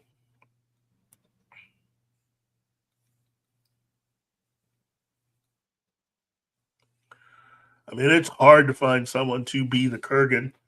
Personally, Yeah.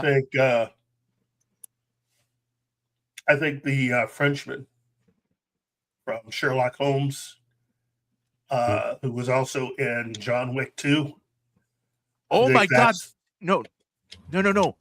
The super giant guy that they Yes. use in the last season of Reacher. The guy that that guy Reacher. too. Yes. Him. So, people talking about the difference in size between Cavill and Batista, right? Yep. Mm-hmm. Batista has 3 inches height on Cavill. Yes. Batista is 6'4". Yes. Yeah, but it So- has become so Then thin as of late. he can get a lot of that back, but I see what you mean, you know. But the guy that Martin and I are talking about, yeah, there's no doubt about this dude. There's no doubt about this dude. Although the guy that was in season 3 of Reacher, Reacher, that guy's big. That guy's huge. Too big. He's insanely big. No. He's not, though, bigger than the dude that I was thinking of originally that was in Sherlock Holmes. You know, that dude was huge. I mean, huge. Like unnatural, huge. So I think the guy you're talking about for Reacher is Olivier Richter's. He's 7'2". Yes. Look at that. Look at that dude. If he comes up to your door and says, "We need to talk," it's like, just don't kill me. No, it's we need to talk. You say, "You're right. Whatever you say."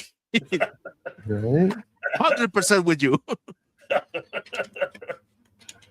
I mean, Alan's a big guy, you know, and he has to look up. But also post the picture of the dude that I was talking about originally, because that dude. I don't know who that is. Actually, no, that can't be the same dude, because the other guy was a basketball player, the one from John Wick.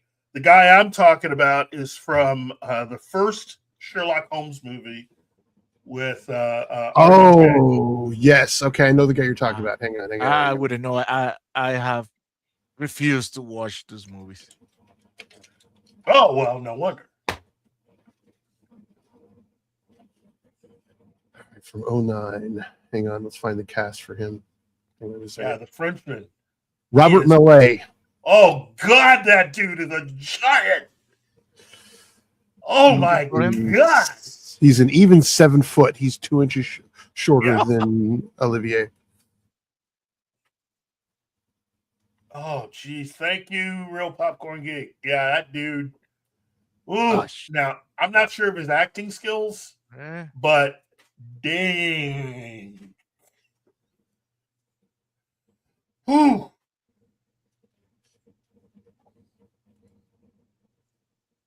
Oh yeah, I know this guy. He wasn't in 300. I think. Not sure.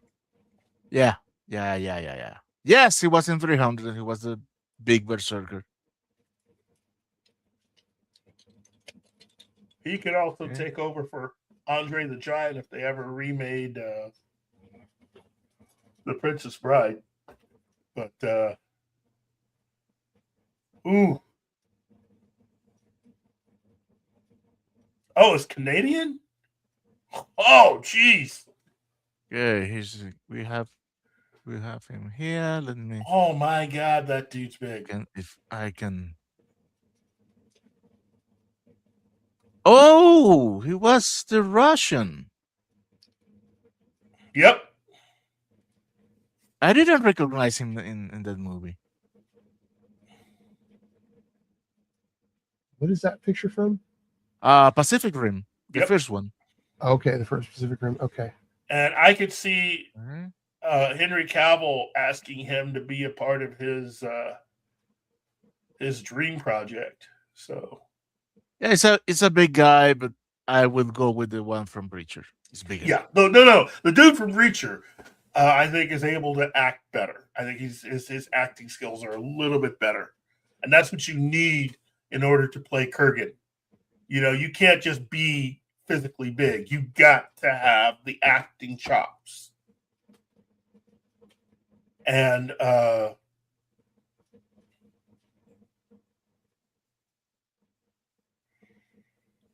oh, and he was born in '69, so he's the same age as huh.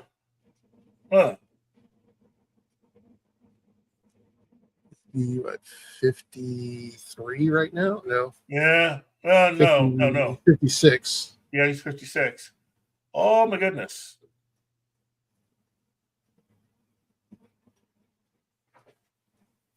Look, I've said it before and I'll say it again. I was saying it to um I was talking about this to a friend of mine the other day, and it came up about Alan who plays Reacher. Um I like his chemistry with Henry Cavill. Those two have really good chemistry together. They should just go ahead and have him replace the other dude and make a Man from Uncle 2. You know, I'm serious. Put Reacher in as Ilya Kilyakin. yeah.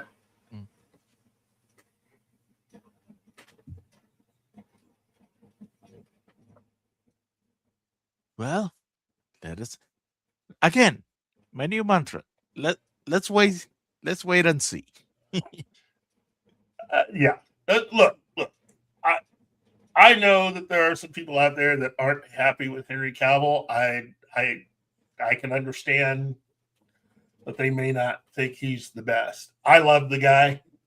I think he's the best ambassador for geek and nerddom in the entertainment industry. He's one of several, I should say.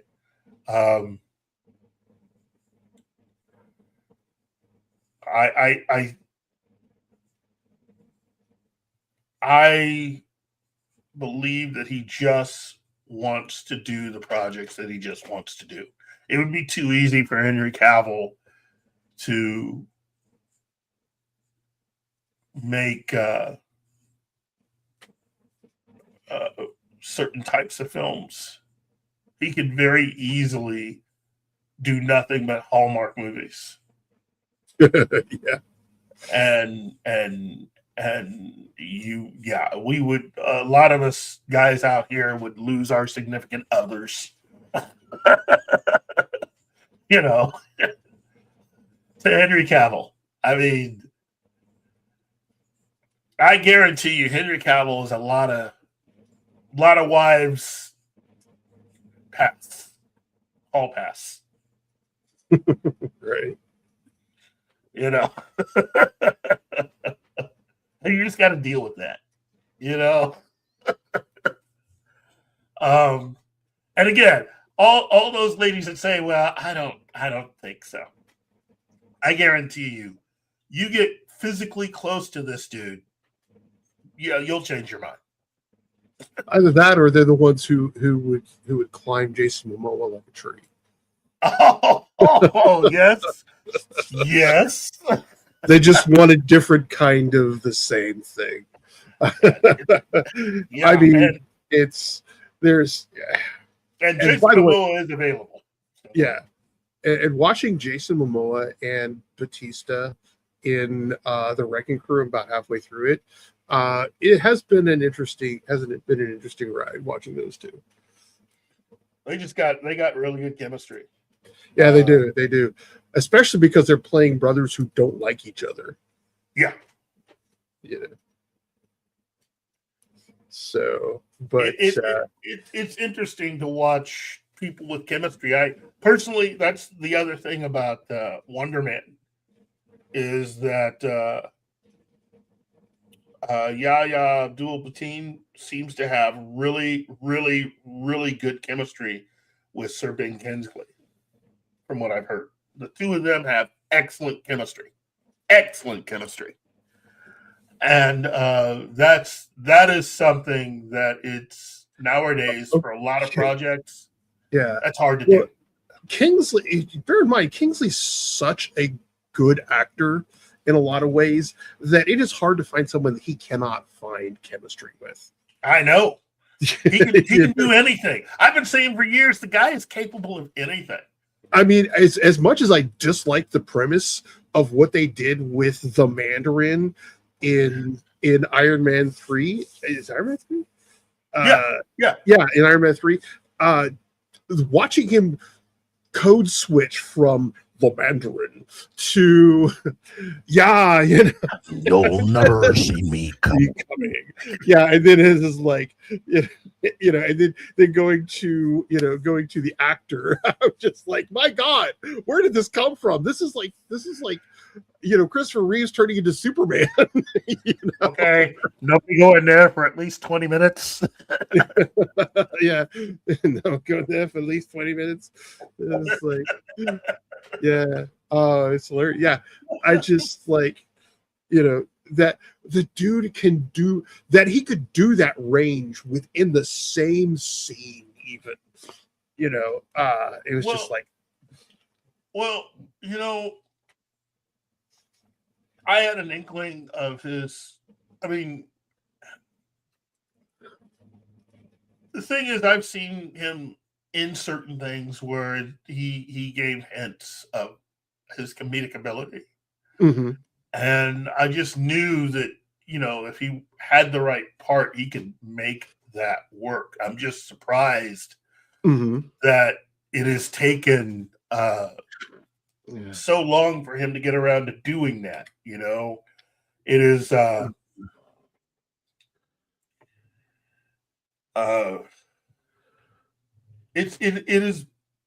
it's refreshing to see him do that.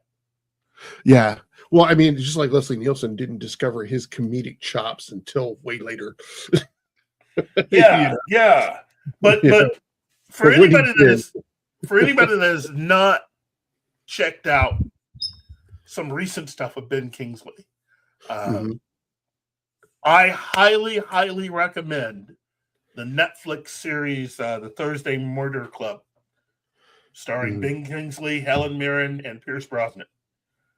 You've got to see these three together. Because once you see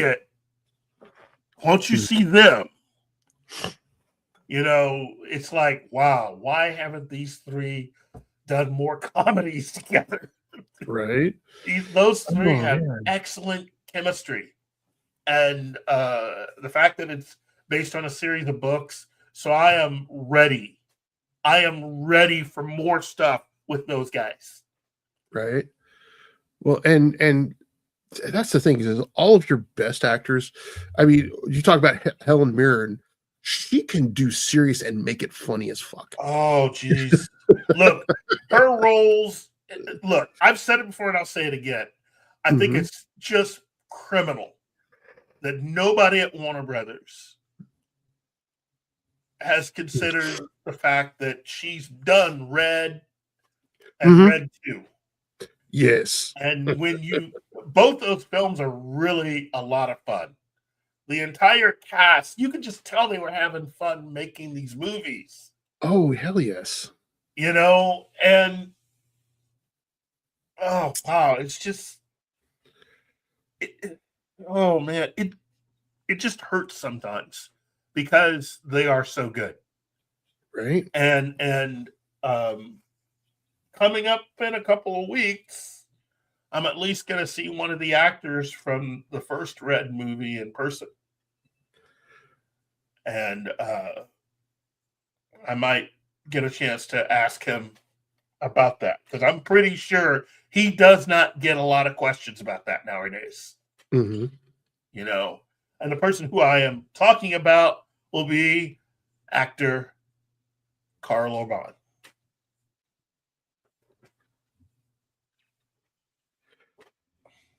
AKA Judge Dredd, AKA Billy Butcher, AKA J.J. Abrams's Dr. Leonard Boynes McCoy. So he's good in all that. And oh, wait a minute. We have a suggestion. You know what, Gambit? This is going to sound really weird. But, and you're right, Real Popcorn Geek. Cupid and Julius Caesar. Yes. I will ask him about those. But Oded Fur would make a really good. Yeah, he would make a very good Ramirez. I remember even thinking that back Oh, when. well, yes. The thing is, the perfect Ramirez. Think about it. You think about it.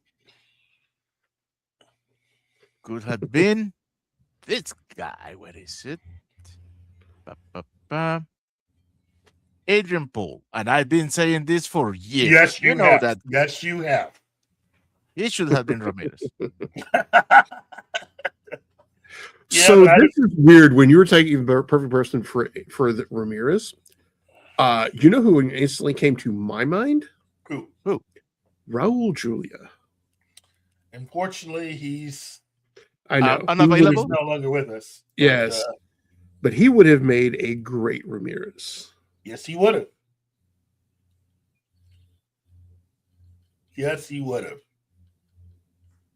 But I mean, this is an action film, and this is the man behind John Wick. Mm-hmm. You don't just need someone who can act. You need someone who can actually give you the physical kind of, Mm-hmm. Oded Fur is someone who I think could be trained to have the moves necessary to compete in this film. Because if it's just about acting ability and not anything else, then we could just go with Ben Kingsley. But yeah, Kingsley can't pull off the sword fight scenes. No, he can't. That would Kingsley is a lot like Liv Tyler. In that great actor. Liv Tyler makes a good elf, but she does not make a good elf with a sword. Oh. Okay. She cannot pull off an action scene to save her life because that's just not where her strengths are. As an actress. That reminds me of one of the MCU actors who I was told about. And I will save that until after the show to tell you who I'm talking about. But this person is, I mean, they couldn't pull off. Just like my problem with Iron Fist is the guy who played Iron Fist could not pull off a martial artist. That's the problem with the name of the person that I was told about. Because he wasn't the only one. Let's just say all the people who were working behind the scenes and who were commenting about that actor, said that that actor had way more ability than this actor.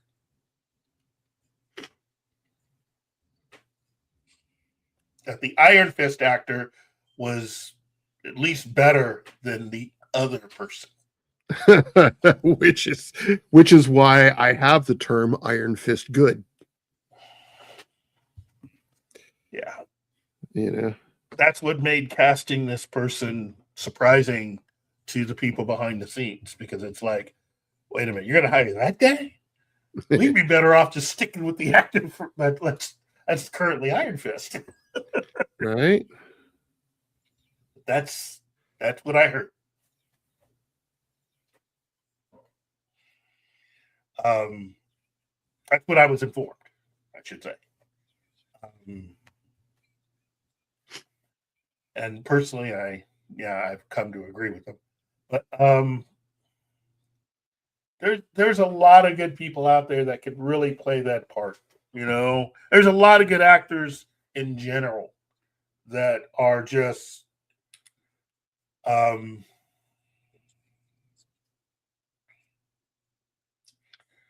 don't know. It seems to me that Warner Brothers has let a lot of people fall by the wayside that they shouldn't have. You know, John Malkovich being one of them. I mean, they had John Malkovich and Helen Mirren in movies together, and they never thought of just trying to continue on. You know, I don't think you have to have Bruce Willis's character. Malkovich is just, the guy's a brilliant actor and he's a natural comedian. And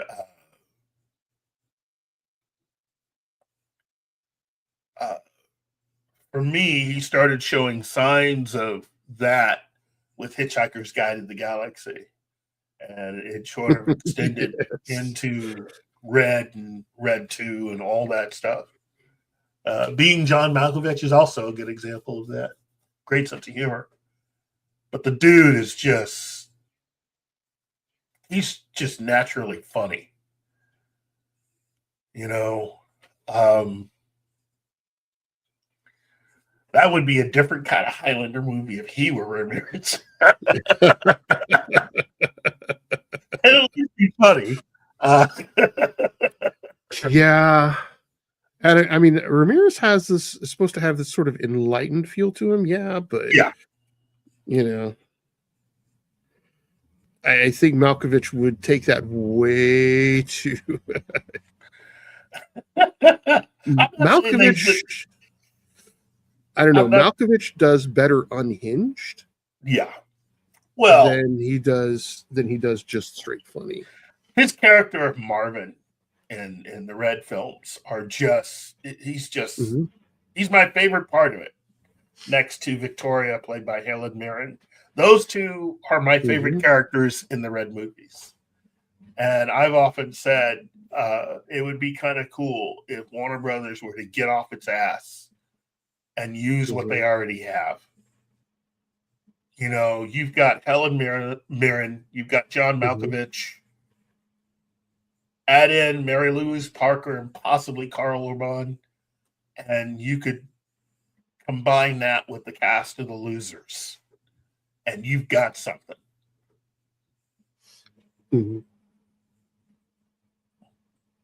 So I'm sorry. It's just, I've said it before and I'll say it again. It is just, it makes no sense to not take advantage of what you have. I don't think they can afford Zoe Saldana, but you can have Jeffrey Dean Morgan and Chris Evans and Columbus Short, and you put them together with Malkovich and Helen Mirren and Carl Urban, and you have a movie. A really cool film.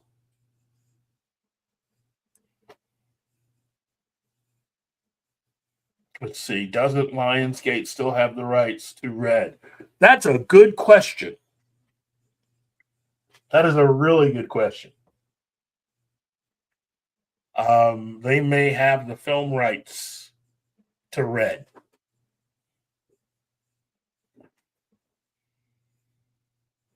Yeah. But it's still a Warner Brothers piece. I mean, it's still their stuff because it's based on DC Comics comic book. You know, so I think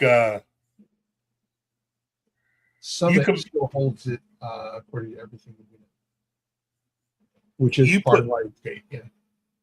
You put both those casts together and you find a director who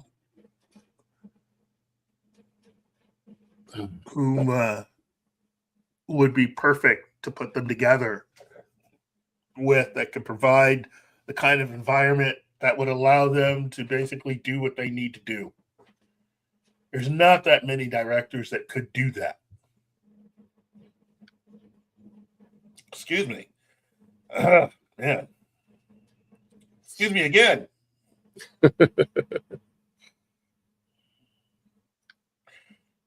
Anyway, yeah, that would I think that would be Joe Carnahan could do it. If you just unleashed him and said you can do whatever you want as far as the action sequences, and this is the cast that can handle that. You know? Ooh.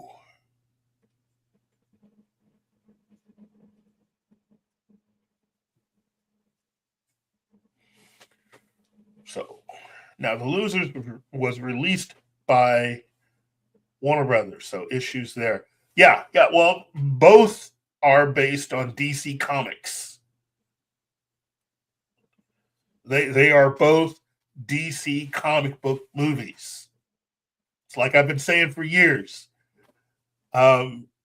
Marvel, especially with Disney, Marvel's been very good at doing all their comic book superhero stuff. But Warner Brothers was trying to develop the DC comics as source material for other types of movies. And so they were mining everything. So they took a couple of non-superhero comic books and turned those into movies. And at this point, Warner Brothers has made 4 of those, I'm sorry. They've made 4 blatantly non-superhero comic book films, not counting Constantine and not counting Jonah Hex, which check out the cast for that movie. But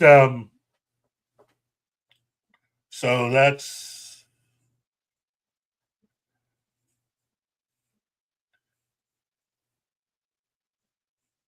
about 6 or 7 DC comic book films that are non-superhero films. Marvel's problem is they've never gone beyond the superhero stuff. Somebody once tried to argue Men in Black with me, but Men in Black was not originally a Marvel comic. Marvel has the rights to Men in Black because they bought the company that had the rights to Men in Black. But it was not originally a Marvel comic.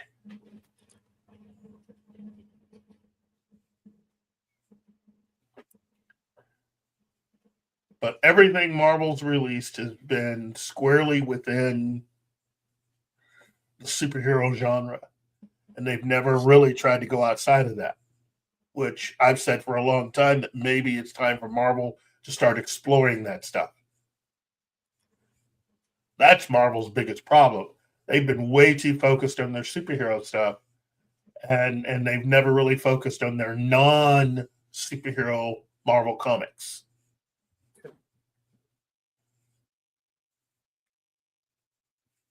Or as I like to say, that period of time between the 1940s and the beginning of the 1960s, when Stan Lee took over Marvel Comics and started doing all that stuff. Yeah, there's this unknown period right there mainly just 1950s of Marvel comic, and they've never really done anything with it.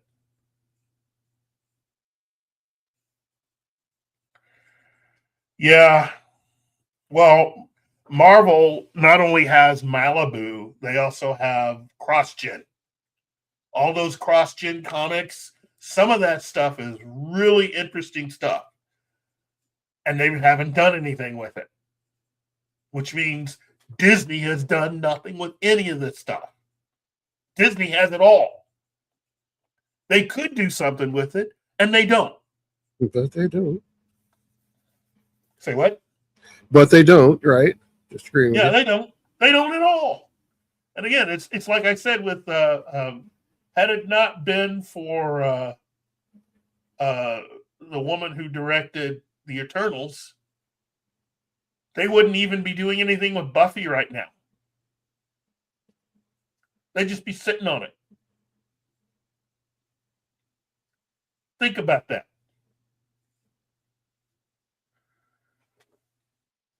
You own the rights to Buffy the Vampire Slayer, and you do nothing with them.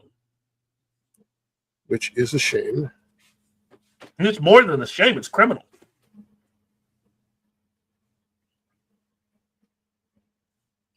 For the longest time, Disney had the rights to Wildcard. The George R.R. Martin Right. Wildcards. The anthology. Yeah. Yeah. Sure. Yeah. Didn't do anything with it. Nothing.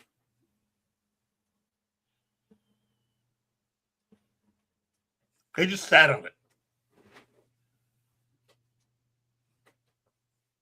Which was a very good series. Yeah. Yeah. I keep telling people.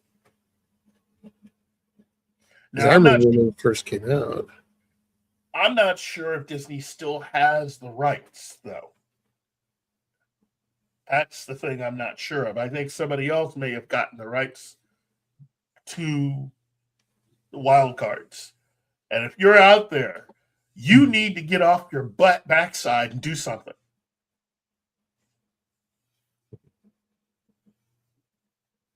It's just dumb to sit on wild cards. Because every different type of thing that you could do with superhero stuff, wild cards already has inherently built into it.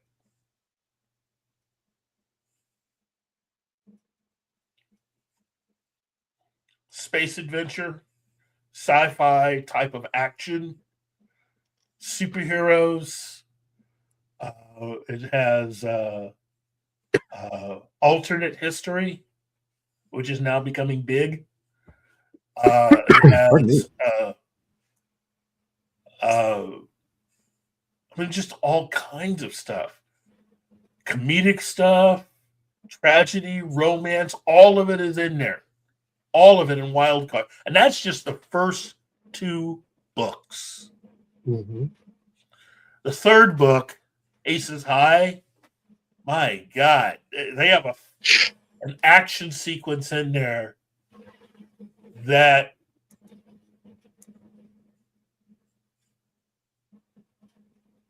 rivals, if not is slightly better than what Joss Whedon came up with for the first Avengers film.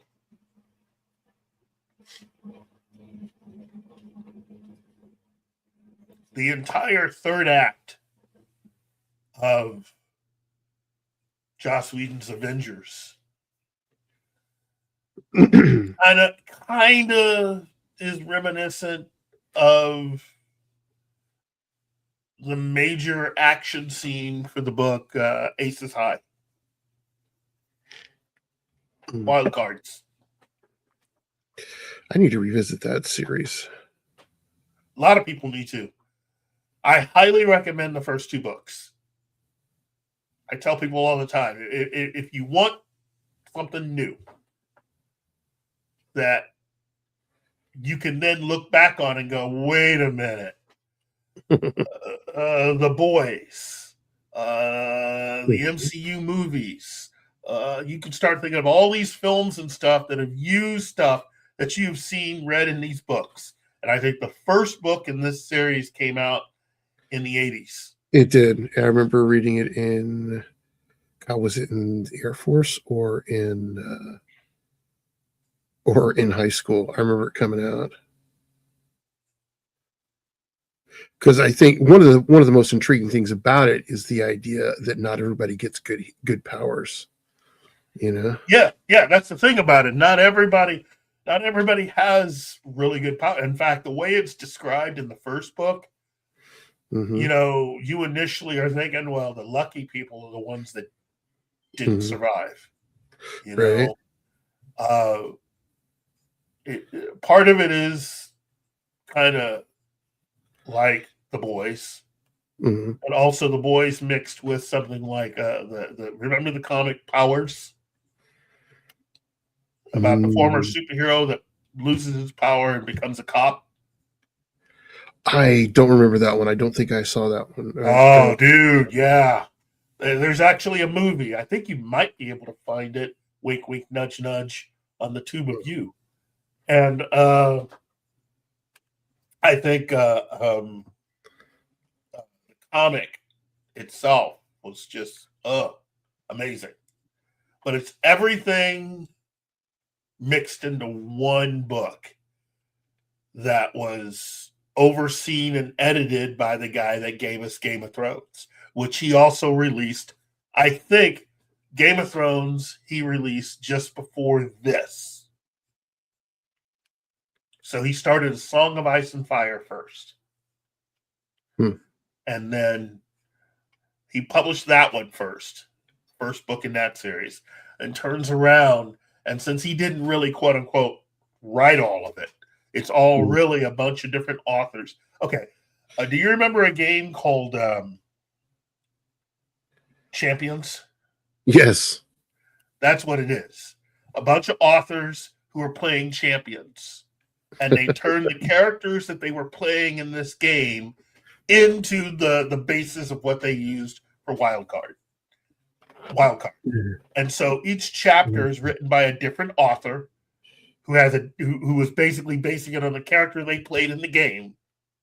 So each chapter has a different flavor, has a different storyline, a different, but it's all telling one big story. An arcing story, yeah. It's very similar. It was also, they did something similar with Thieves World. Yes. Same thing. And yeah. But also authors could write other characters, but could not, like permanently delete them. That's right. There were rules, and Martin oversaw the whole thing. Right. He had enough brain power and time to do that while still writing A Song of Ice and Fire and everything else he was trying to do.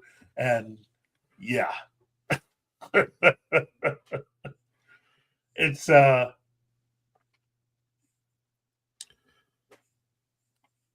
Michael Bay is coming back to Bayver. Wow. Wow. Well, good luck to you, Michael Bay.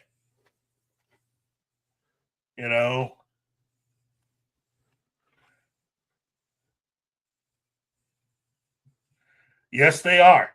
That thank you, Shinaski. Yes, they are. This is why manga took over everything, and it's just recycling the 60s and 90s comics. 60s through the 90s, yeah. Yeah.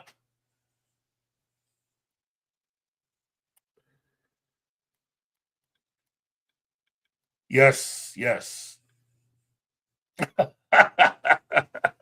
Not quite, Gambit. Game of Thrones isn't really getting renewed. We're just talking about a different book series that he's connected to. And in this case, Wild Cards was him editing the book, not really writing the book, although Martin did write the Jet Boy thing. That was Martin's. And Jet Boy was cool. It's a great story. Great story, Jet Boy. Woo!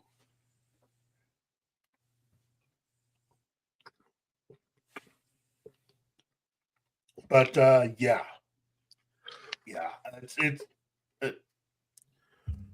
I just think that there is a lot to be said for a lot of things, and there's a lot of really cool ideas. It's just that a lot of these studios and corporations sit on a lot of this stuff for whatever reason. They just sit on it. That's because their customers are not the fans. I know. I know. Their customers are the stockholders. If Disney had actually developed wild cards, they would not have needed to buy Marvel. Yeah. Because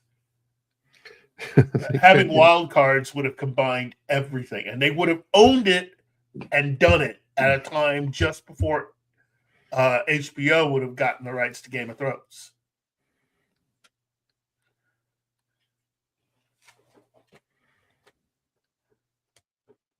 Both of those would have been big things at the same time. Mm-hmm.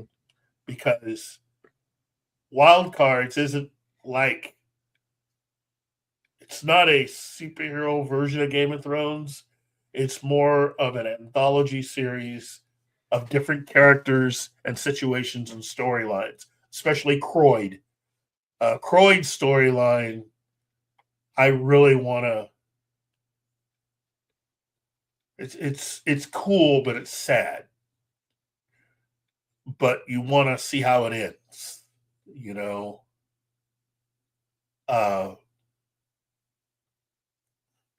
Croyd is a character that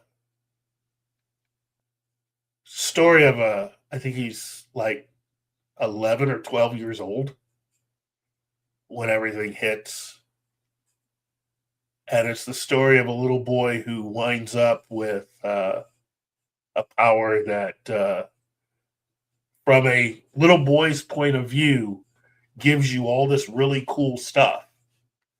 But you eventually start to learn that there's a downside to it. And that's the character I really feel for, is Croyd. Because there's no telling how this is going to work for him. And as time passes, what seems kind of cool is going to turn into something really, really bad. He's never going to be normal, ever. But he has to live with this. And it opens up possibilities, but it's too much. To me, his power is too much of a wild card. I couldn't stand having it. It would drive me mad. So,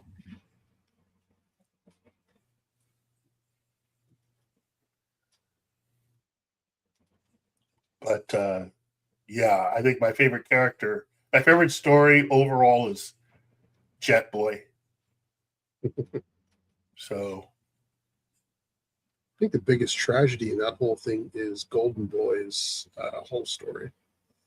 Yeah. It's all of the entire turtle, the great wonderful, powerful turtle. It's like, oh wow, yeah. Right. The tank, you know. Yeah. Well, yeah. He does exactly what a lot of us would do if we had that power. It's like, I read a lot of comics. I think I can do this. I can do this. I got this. You know, it's just, and again, Disney sat on it for years.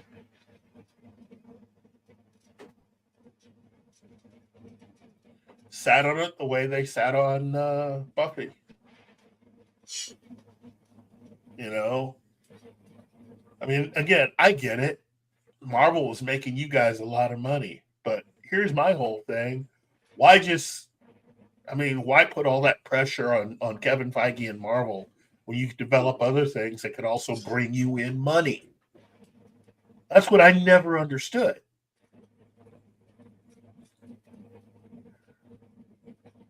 you could, I mean, Disney could take one of the things that it's become noticeable online Mhm. seems to be this huge nostalgia factor for cross-gen comics. And so for those of you who don't know, Google cross-gen, CROSSGEN comics. It was like a separate attempt to do what was done with Image Comics, but with a lot more money backing you. And some really talented people to come in and do this. And while it didn't last as long as Image, a majority of the concepts they came up with would make really cool TV shows, animated shows, and or movies. It's all just ready. It's sitting right there. And here's the thing. It's owned by Marvel, which means Disney owns it. So you're not acting against Marvel if you make this. Been saying for years now, develop this stuff.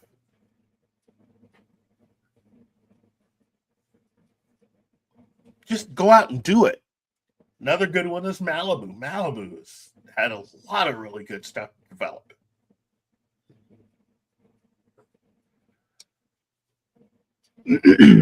But, you know, they're not listening to us. That's the reason why we're doing this. So we can make our recommendations, but anyway, I think that seems to be enough. Now, let me at least say this as we wind down another episode of our fantabulous show. I just want to say that there are a lot of opportunities as this year goes on, really, to go and see a lot of really cool events, whether they are things that happen in your local bookstores, comic book stores, but also a lot of events that happen in and around the country. And coming up, there is an event that I'll be going to coming up in March, Planet Comic Con, Kansas City. Yeah, there's going to be a lot of people there. It's one of the biggest events in the Midwest. I mean, it's huge. And I do mean huge. It's going to be so huge. It's going to be huge. March 27th to the 29th. Kansas City, Jared Padalecki, along with the stars of The Boys. But for me, it's the legendary William Shatner. This will be his second time there. So if you've never met William Shatner, now's a good time to go. Tickets are on sale right now. It's March 27th to the 29th of this year. Ernie Hudson. This will be my second time seeing Ernie. Mr. Hudson, I should say. Mr. Hudson. He's a good guy to know. He's a really good guy to know and hang out with. Very personable.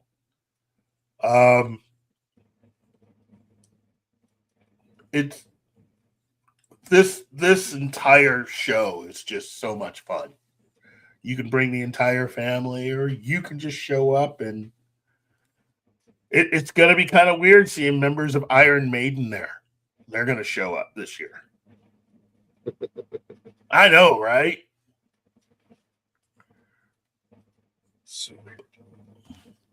The Carl Urban's going to be there, and that's making all the difference. Elijah Wood, Bruce Dickinson of Iron Maiden, and they just announced that the legendary, truly legendary, Priscilla Presley is going to show up.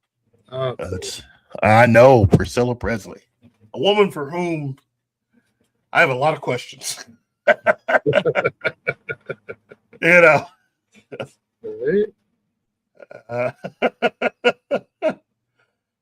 my man Keith David's going to be there. Jason Isaacs. I had mentioned Jared Padalecki.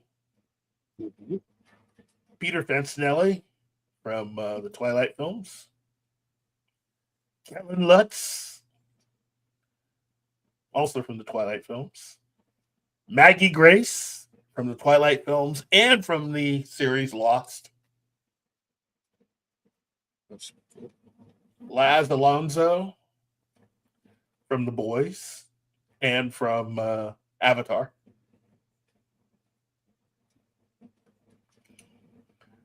Karen Fukuhara from She-Ra, Princess of Power, The Boys, but also from Suicide Squad.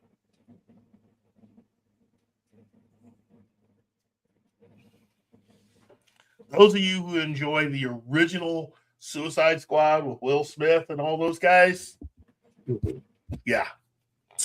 Karen was part of that cast. And I'm sure a lot of you out there want to find out as much information about the air cut of Suicide Squad. It does exist. The air cut. Yeah, David Ayer. Okay, gotcha. There is a Karen, not Carrie, Karen Fukuhara. She's part of the cast of The Boys. Yeah, she is.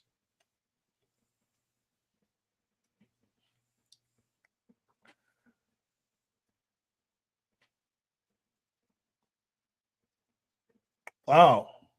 How does she sneak past me? Ooh. Samantha Smith. Transformers. FBI's Most Wanted, but of course, to the fans of Supernatural.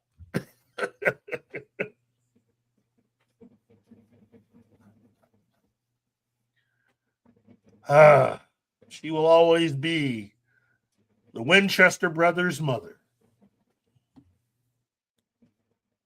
Mama Winchester. Oh, yeah. Mark Pellegrino.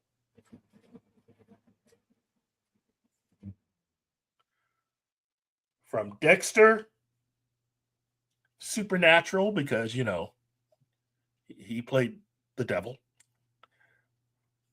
But also from Lost, Mark Pellegrino. Frank Grillo's going to be there. Hey, everybody, Frank Grillo. This is getting hard to turn down now. I'm serious. Tulsa King. He was Crossbones in the MCU. Right? So that's where I remembered him from first. He's made a lot of movies. The dude is just freaking cool.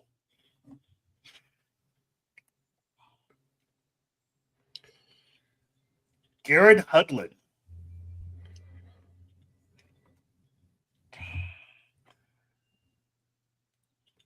Man, I'd forgot that he was in that one. He's in Tulsa King. Troy. But the big one is, well, the big one for me is Tron Legacy.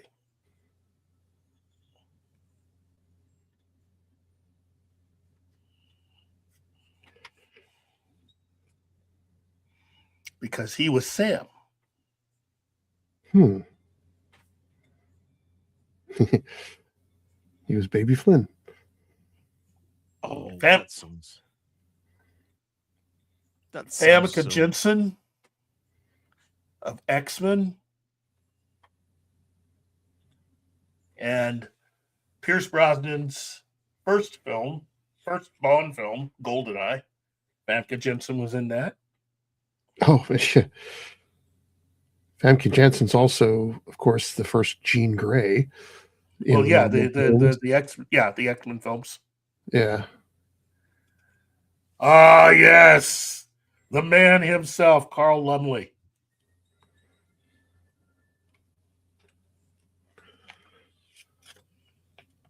He was in Alias, Justice League Unlimited. He was John Jones. Cagney and Lacey. But for me, he will always be Mantis.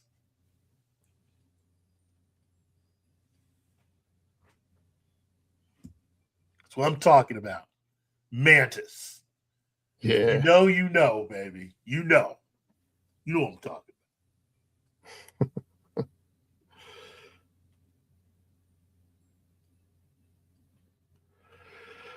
Oh, goodness. But there you go. You can check out the rest of this list. Whoa. Lorraine Bracco. They just got Lorraine Bracco. Goodfellas. The Sopranos. For me, though, she will always be one of the stars of one of my favorite Sean Connery movies, Medicine Man. If you've never seen that movie, check it out. It's a really good film. Really, really, really good film. Damn good movie. And I just checked her out in the Netflix film Nerdiness. She's really good at. That's a really good cast. That is a very well done family film. That is a movie you should watch with your family. Nerdiness on Netflix. Check it out.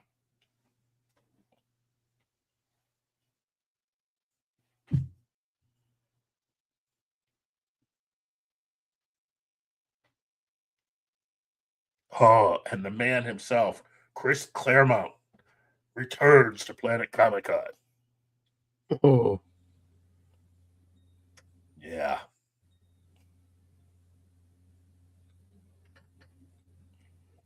And Dan Mora.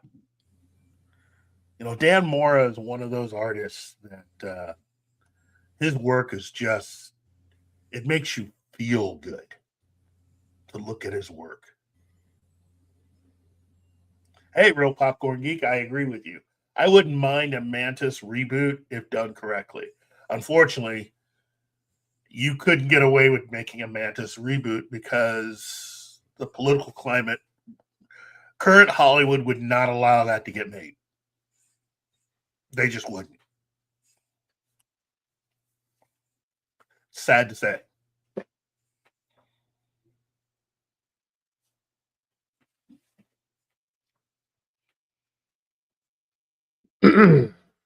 Adam Kubert.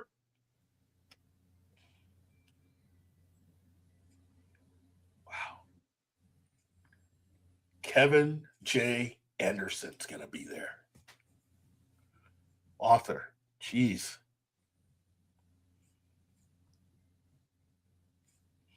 And everybody do me a favor. If you go to this, go find Jeremy Hahn. Tell him I said hi. Tell him I said you. That's not going to get us in trouble. No. And tell him congratulations.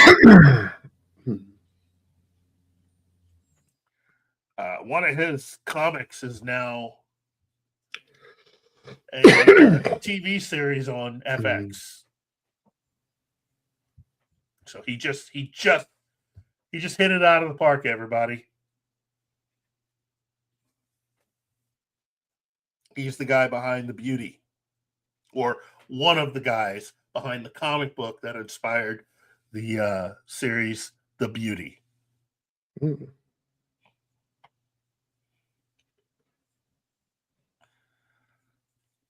And for you, Ben, Timothy Zahn's going to be there.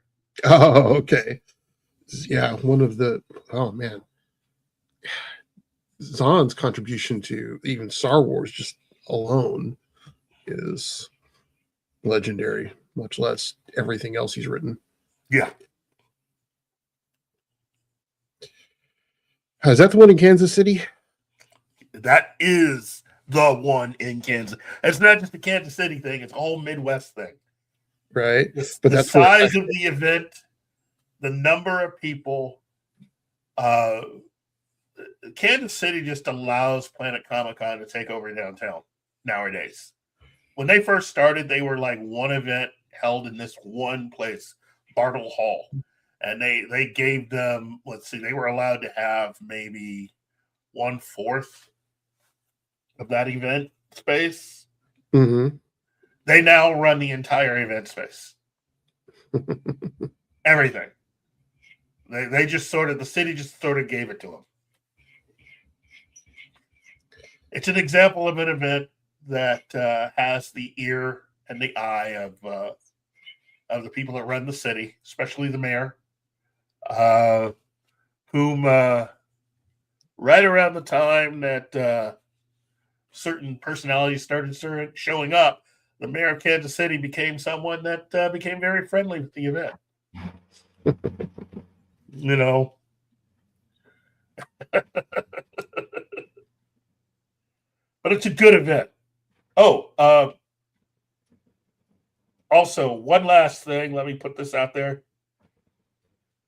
If you've never met him, you should. I highly recommend it. It's Mr. Jim Starlin.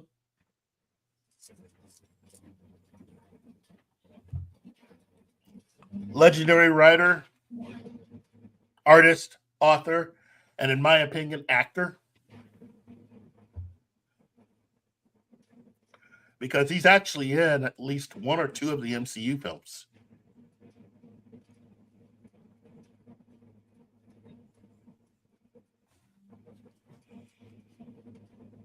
No, he's actually in. He's in Endgame. He makes a cameo appearance in Endgame.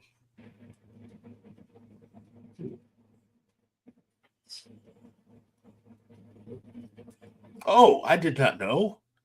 Mr. Dan Jurgens is going to be there also. The man behind Booster Gold.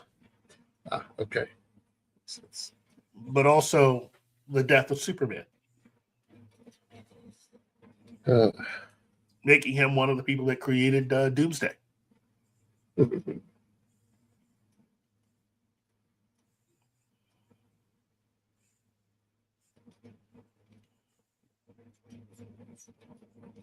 So yeah, it sounds definitely like it's going to be a big event. It always is a big event. I tell people that all the time. They don't believe me. It's a big event. There are other big events, but this is one of the biggest events in the Midwest. There are other big events, but this is our big event. Not just us. I mean, size-wise, it is a huge event. It's not the only big event in the Midwest. They have big events in Dallas, and they have big events in Chicago.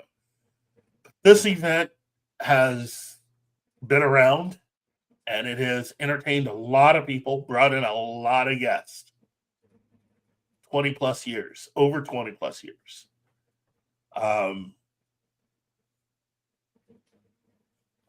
Chris Jackson, who is the man that runs it all, is one of the nicest guys, but he's very, very hardworking. I mean, he works hard to put this together. Him and his team do a lot of great work. And I want to thank him for his friendship and hospitality and over the years, just being a really cool guy to me. We even managed to get him. Gary and I even managed to get him for an interview once, but he wasn't like all over the place. We managed to sit him down and just talk to him for a bit. It's at least for us, it seems rare to be able to get him to just calmly sit down and answer some questions. But if you're able to talk to him, yeah. Jason Hurley's going to be there. Wow. I think they may actually have the entire creative team behind the comic The Beauty there in Kansas City.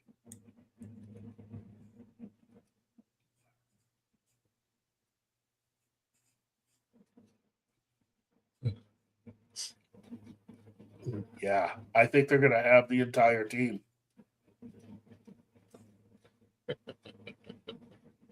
Sorry, I just got jumped by a cat. That happens. No. Kevin Mellon. Yes, Kevin Mellon's going to be there. Just mention the animated series Archer. Let him know I said hi.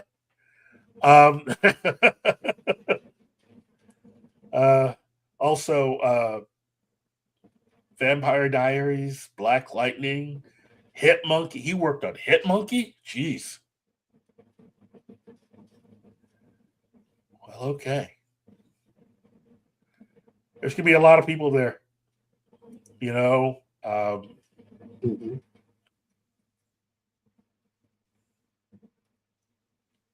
Elijah Wood. Jeez.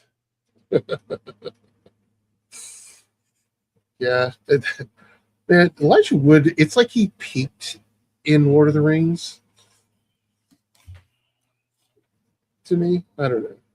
Hey, you know what? If you're going to peek at something, might as well be that. Because considering what Amazon's done with it, Elijah Wood would be able to spend the rest of his life just going, yeah, okay, we'll keep talking about Lord of the Rings. Because it's not like Amazon's doing anything to help it.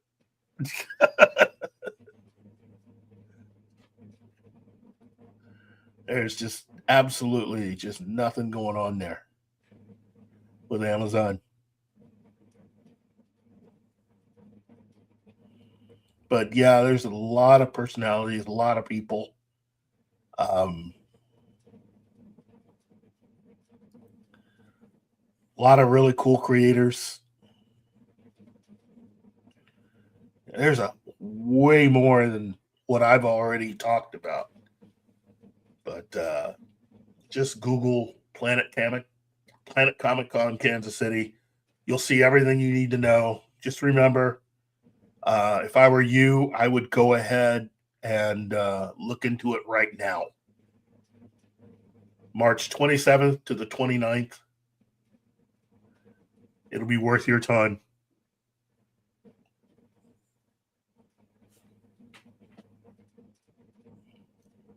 But come on, Carl Ormond, come on. AKA Judge Dredd. Come on. The new Dr. McCoy. The latest Dr. Well, he's not really the latest anymore. He's not the newest. They've already introduced a new Dr. McCoy. At least according to K-Track. Oh, you do know about that, right? No. Oh. Yeah, K-Track, they were trying to pull a fast one. Mm-hmm. They were trying to use Strange New Worlds to basically be a jump-off point for an all-new Star Trek series. Now, if you know that Strange New Worlds was meant to be a prequel to the original Star Trek series, then to do a sequel would mean that it would be what again? An attempt to remake the original series. That's really what he was trying to do. He's got Kirk, Spock, Scotty, Uhura already. Oh, and Nurse Chapel. So they were going to be introducing Sulu and Dr. McCoy on Strange New Worlds. And one of the things that Kurtzman was trying to get the top brass at the new and improved Paramount to do was to go ahead and approve or greenlight his idea for what I think they were trying to call Star Trek Year One. Mhm. Yeah, idiot idea. Like, you're trying to remake the original series, aren't you? Oh, no. We're doing Star Trek Year One. It's like, yeah, okay. Call it what you want. But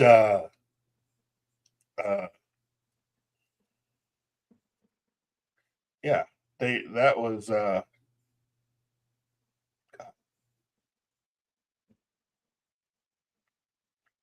was Guys, yeah. we've been running for 3 hours. Oh, okay. Well, We're a bit over. I think we're done. Oh, and that's actor Thomas Jane is the new McCoy.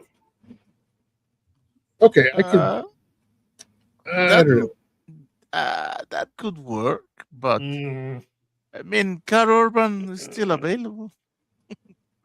Carl Urban isn't gonna do K-Trek because he knows what good scripts are. I think K-Trek went after Thomas Jane on purpose because the people behind The Expanse are part of the reason why he got embarrassed. The Expanse is still a way better show than any of the K-Trek offerings that they've tried to do under the Star Trek brand. And it's not even close. So getting Thomas Jane, I think, is really what Kurtzman was trying to do. Doesn't matter if you get him.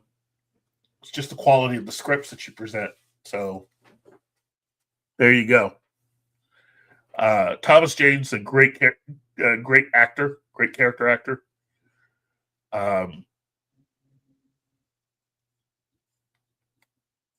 And the actor who they have playing Hikaru Sulu also looks like a really cool dude, but not working under K-Trek. Sorry. So anyway, I think we've reached the very end of what we are doing. So let me try again to just say I want to thank everyone. I thank Ben and Martin because, without those guys, I've got no show. I want to thank Cam, Shinotsky, Stasis Geek, Connie Cleary, Real Popcorn Geek. Let me also thank Gambit and wow.